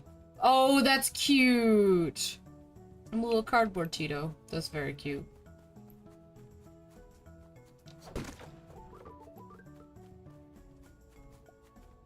Rock. Championship boxer? Oh no, what is that? Oh. I just throw a box. That's cute. Yeet! Did it come out of me? Oh no, the gun, right, because it's the backpack.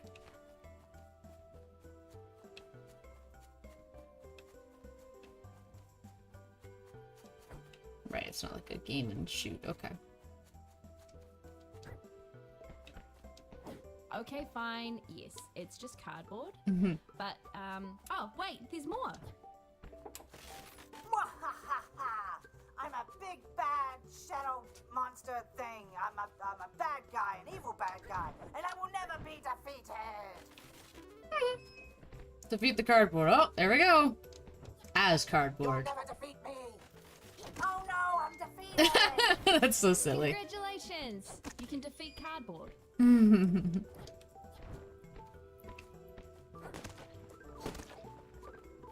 Vine boom. Snap womp.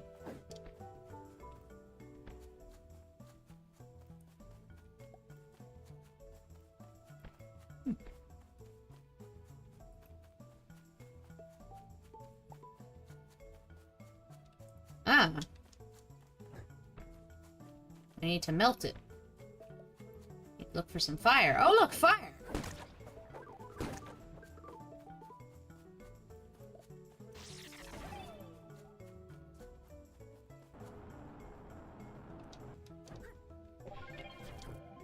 Lovely.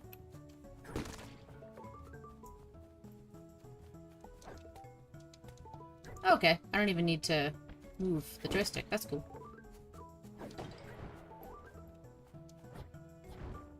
Oh! Cool. I didn't know I had a little parachute. That's cute. My god, I can jump high. Not that high, though. Maybe at some point.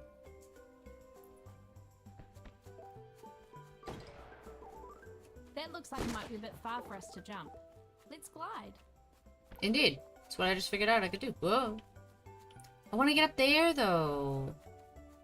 Do I have, like, bird powers somewhere? Can I absorb the flag, maybe?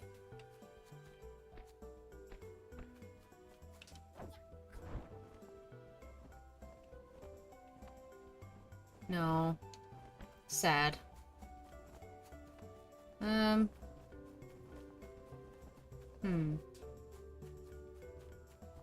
That's fine.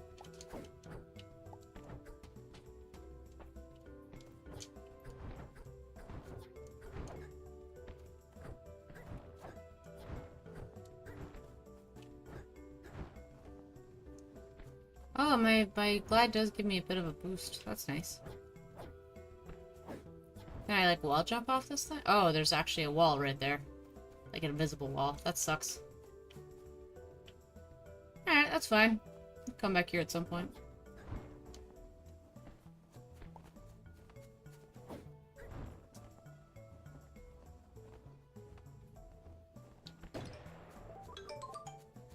Oh, nice. That's like the... Well, we have like a goal of how many stars we should get? That's cool. What's this? Should I fire it?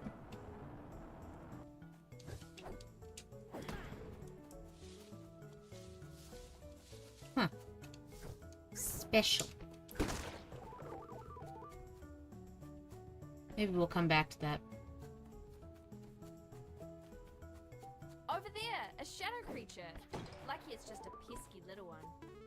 A pesky little one.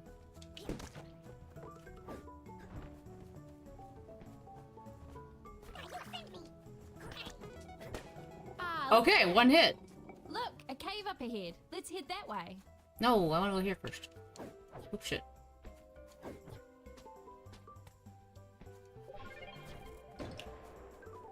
Nice, I got all the Vionite.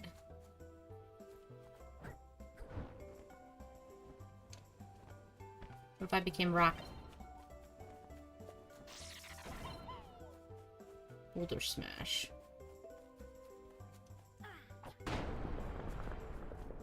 Oh, okay.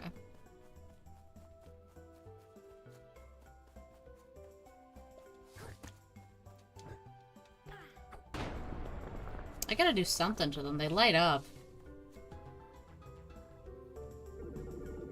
Yeah. Oh, I only found 2 Michaels. Damn.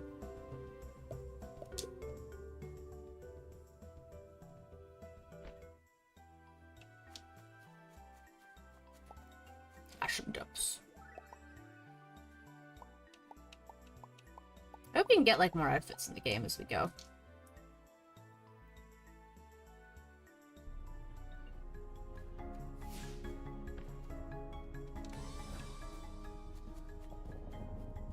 Oh.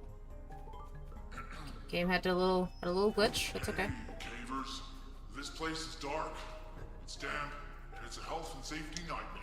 Okay. Thank you, disembodied voice, for that very warm welcome. Okay. Maybe he'll find a magical door home. Hopefully Michael will. That poor Michael. Poor lost Michael.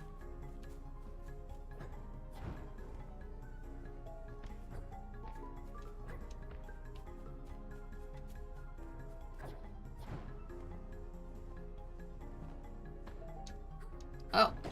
Okay. For a moment I thought that voice said, "Hey, gamers!" Oh, I splatted. Okay. Doesn't really matter. I don't really have... Well, I do have health. It didn't impact my health, though. Slurp. Oh, I need a boulder smash. Go for a slide! Whee! Oh, shit. Oh, no!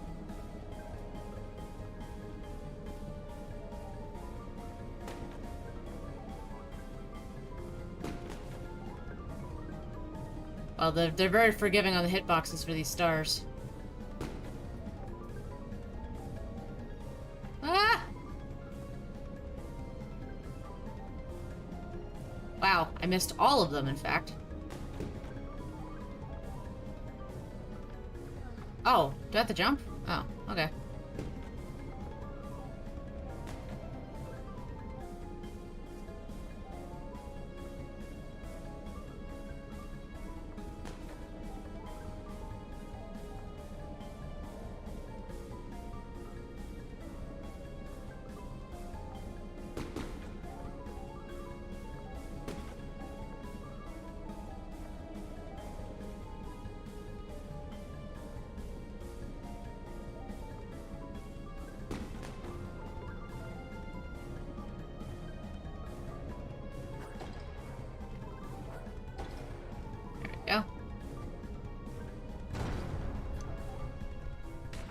Wow.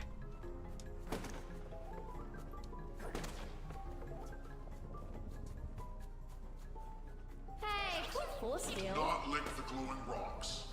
If you've already licked them, well, I'm afraid you've only got about 12 minutes. Oh no, I licked the glowing rocks.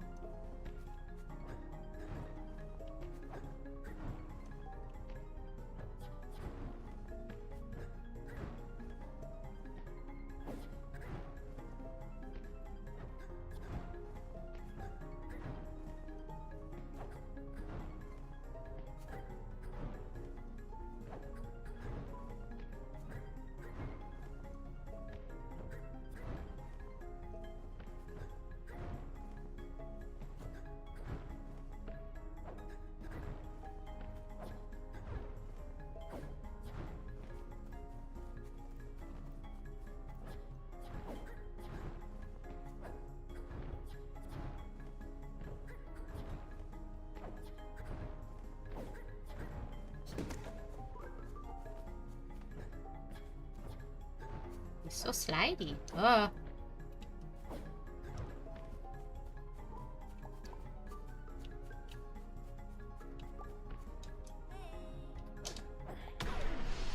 Whoa!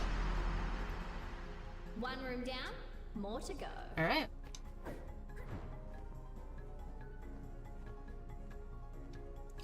I kind of wish that the glide is a little affected by the type of like element you are. Like if I'm a boulder, I should be really heavy. Sounds like something Cave Johnson would say. Indeed. This area is under a strict no prophecy zone. If you receive a vision, please report it to HR. Yeah, it is giving a whole lot of Cave Johnson. Quite funny. Alright, so where have I been? I don't even know. Well, let's just go places. Evidently not here, because our star is still here.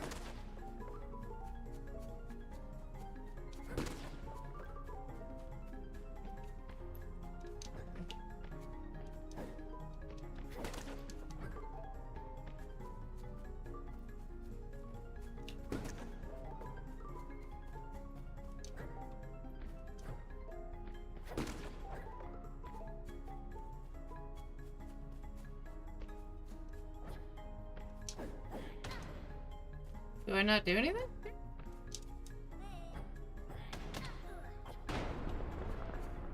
Oh! I destroyed a flag. Okay. Understood.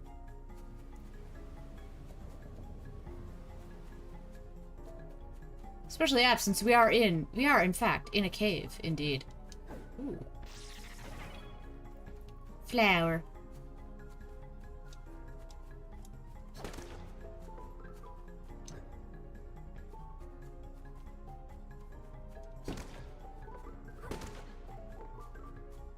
I hope his name is actually just Johnson and he just lives in a cave. Oh fuck. Ah!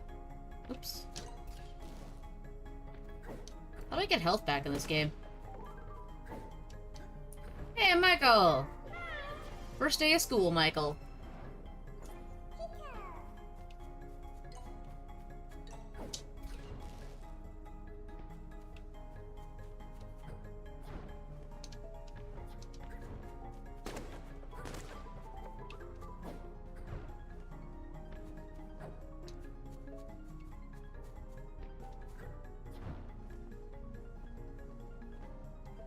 There we go.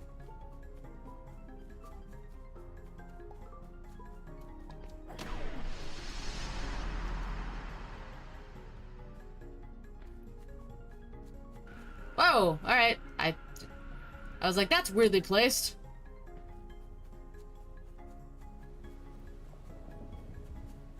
In the unlikely event of a cave collapse, please remember that flailing is not an effective escape strategy.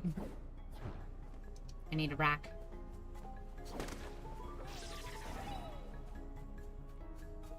I need rack. Oh, closer. Wait, really?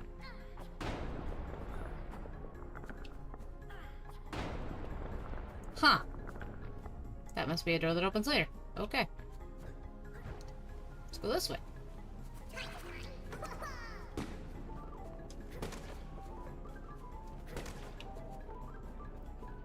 Whoa! Okay. Understood. To save any of my progress? Yep.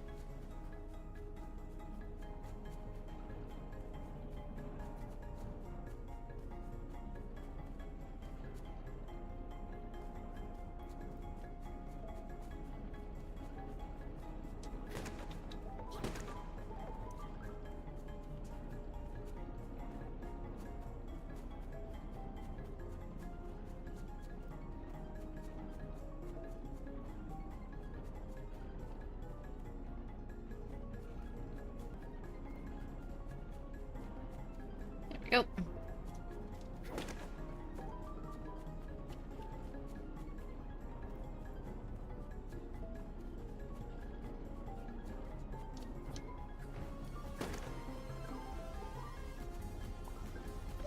Hey, DJ Michael. Nice. Hell yeah.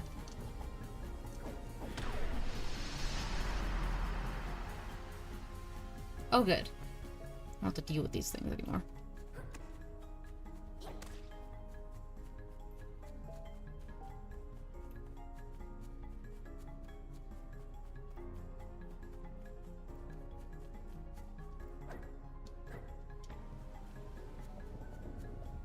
Please avoid stepping on the moss. It's territorial and unionized.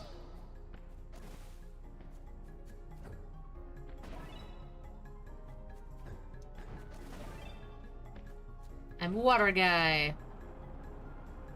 That would be really silly if that actually did anything. Okay, so I've been there. I don't think I've been here. No, I have been here. It's the flower one. Haven't been in there. I went there just now. Wait, so what am I missing? Getting in there, I guess?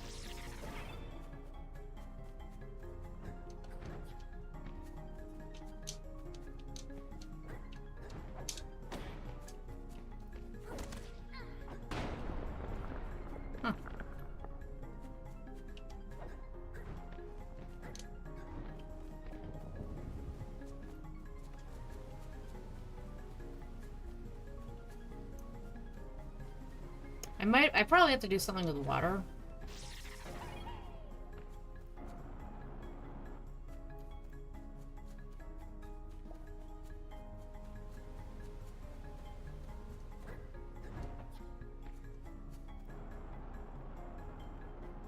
Kinda wish you could, like, walk and do the water gun. As opposed to just standing still.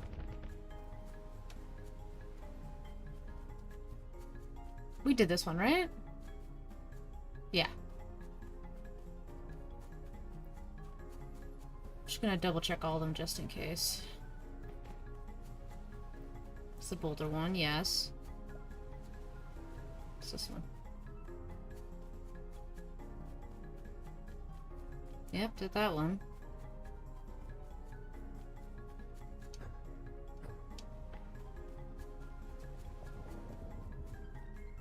That's just my way back.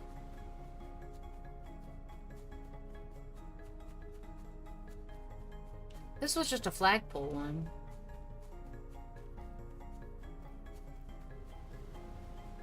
Still gotta find one more Michael, too. So, I gotta do something about this. This is the only door that's not open. And for whatever reason, the rock one isn't working. Ah, shit.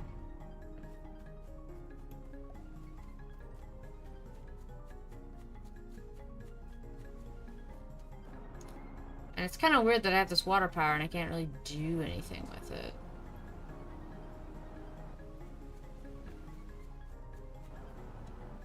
You know? Unless, like, that's where I came in.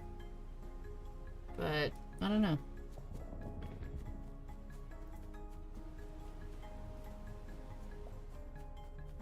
Could I destroy the flag?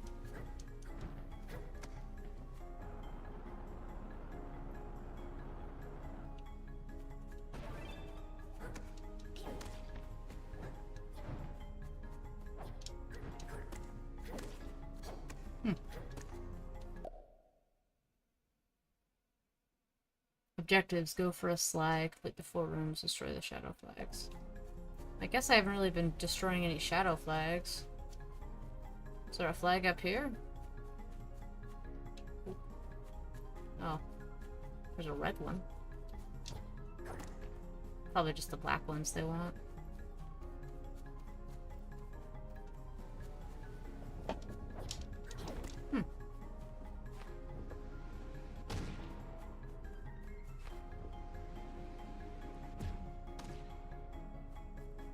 I guess that's a black one. Cool.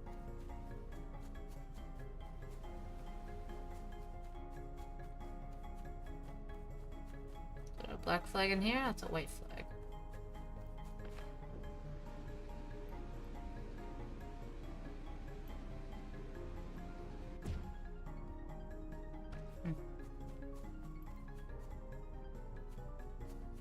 I don't have an objective for any of the white flags, so... Do I use my blaster to open the... It's probably just where I came through, to be honest. Yeah.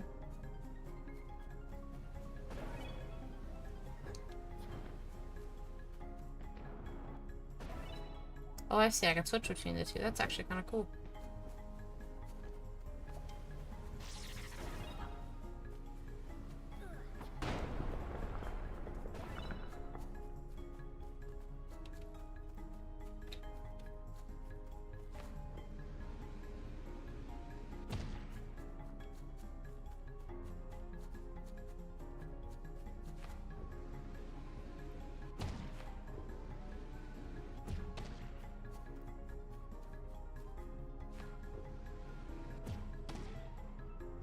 Oh, that counts.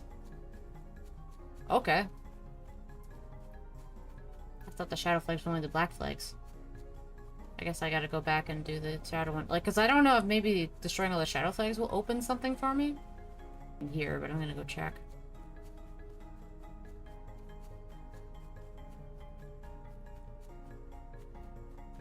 Nope. Okay. Oh, nope. I'm stand corrected. Okay, so then the last one is in the lava room with the platforms.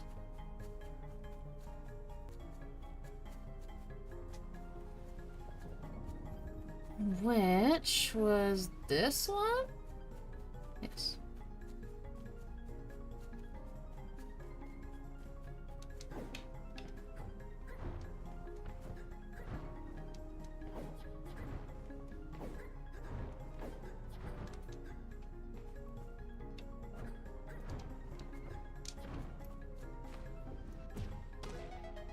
Okay, cool. Seems that it just gives me extra.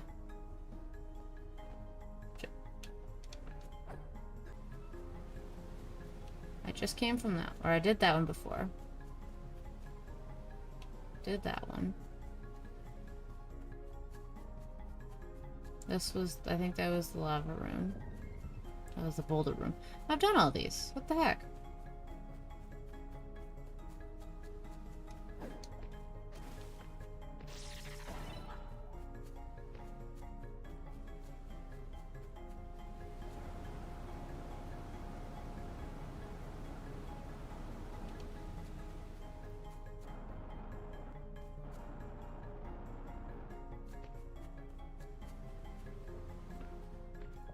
It's not really a question of lava flowing through each of them. Each of them have lava.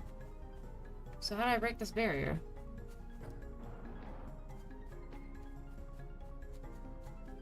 And I've tried using my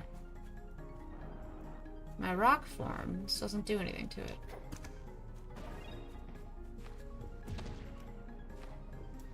I guess I could hit that thing. Nope. Well, this might be where I am today.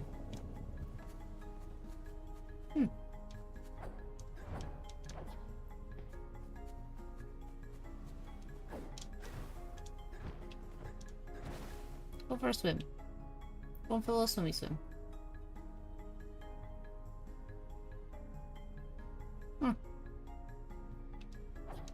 I'm sure everybody's gonna like watch this later on YouTube and just yell at me in the comments, be like, "You have to do this! You don't remember!"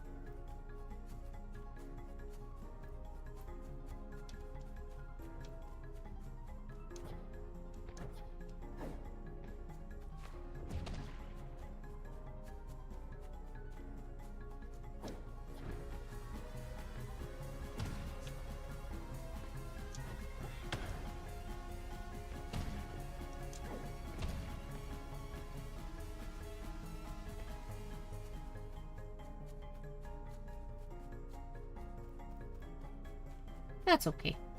We've been streaming for a while anyway. This was a pretty cute game, though. Pretty decent platformer. I'd be interested to see, other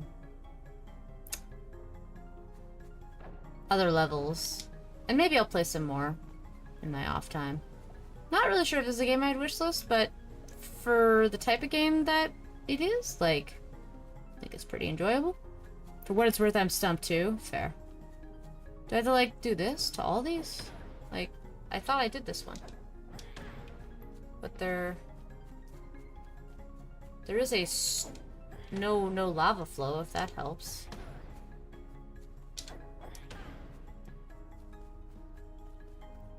Maybe that's what's different.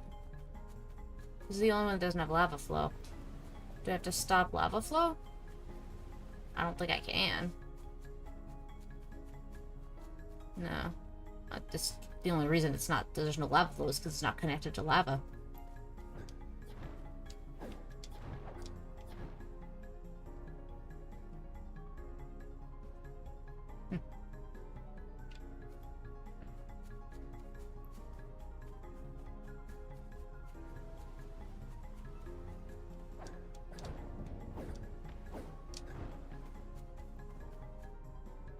Okay, well. That might be where I end. Let me go chill in the... Where is it? The nice little well. Oop.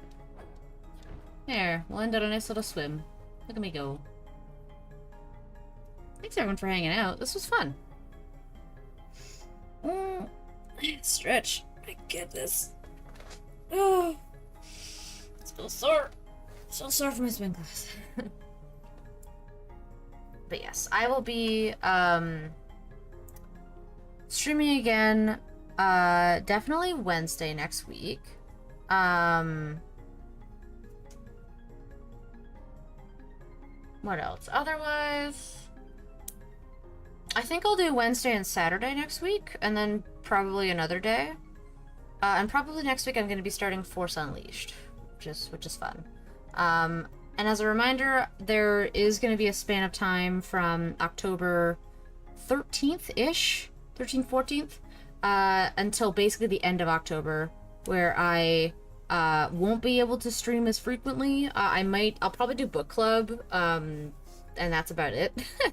And that's purely because I have to go keep my dad company, look after my dad, and look after their senior dog, because my mom is going on a trip after Canadian Thanksgiving, and so he just needs a little help around the house. So I'm gonna stay with him for a couple weeks. So that'll be the plan. But when I come back, I'll be back to the typical Raft, book club, and Force Unleashed, and demos, of course. So we'll alternate every now and again. So thanks everyone for hanging out.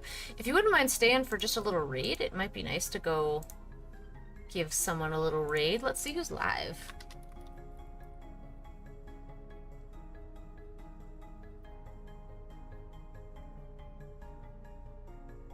Oh, Mochi's playing Repo. That's cool. Ooh, Fireball's on. I never get to raid Fireball. Let's raid Fireball. Fireball's playing some MTG. Thanks everyone again. If you want to leave a little raid message, you can copy paste that. And we also have a subversion right here. Feel free to copy paste it when we go into Fireball. Fireball's playing some Magic the Gathering. And he's a super cool dude. But yes, thank you again. No problem. I always appreciate the opportunity to stream to y'all. And I wish you all a rad rest of your weekend ahead. Goodbye, friends!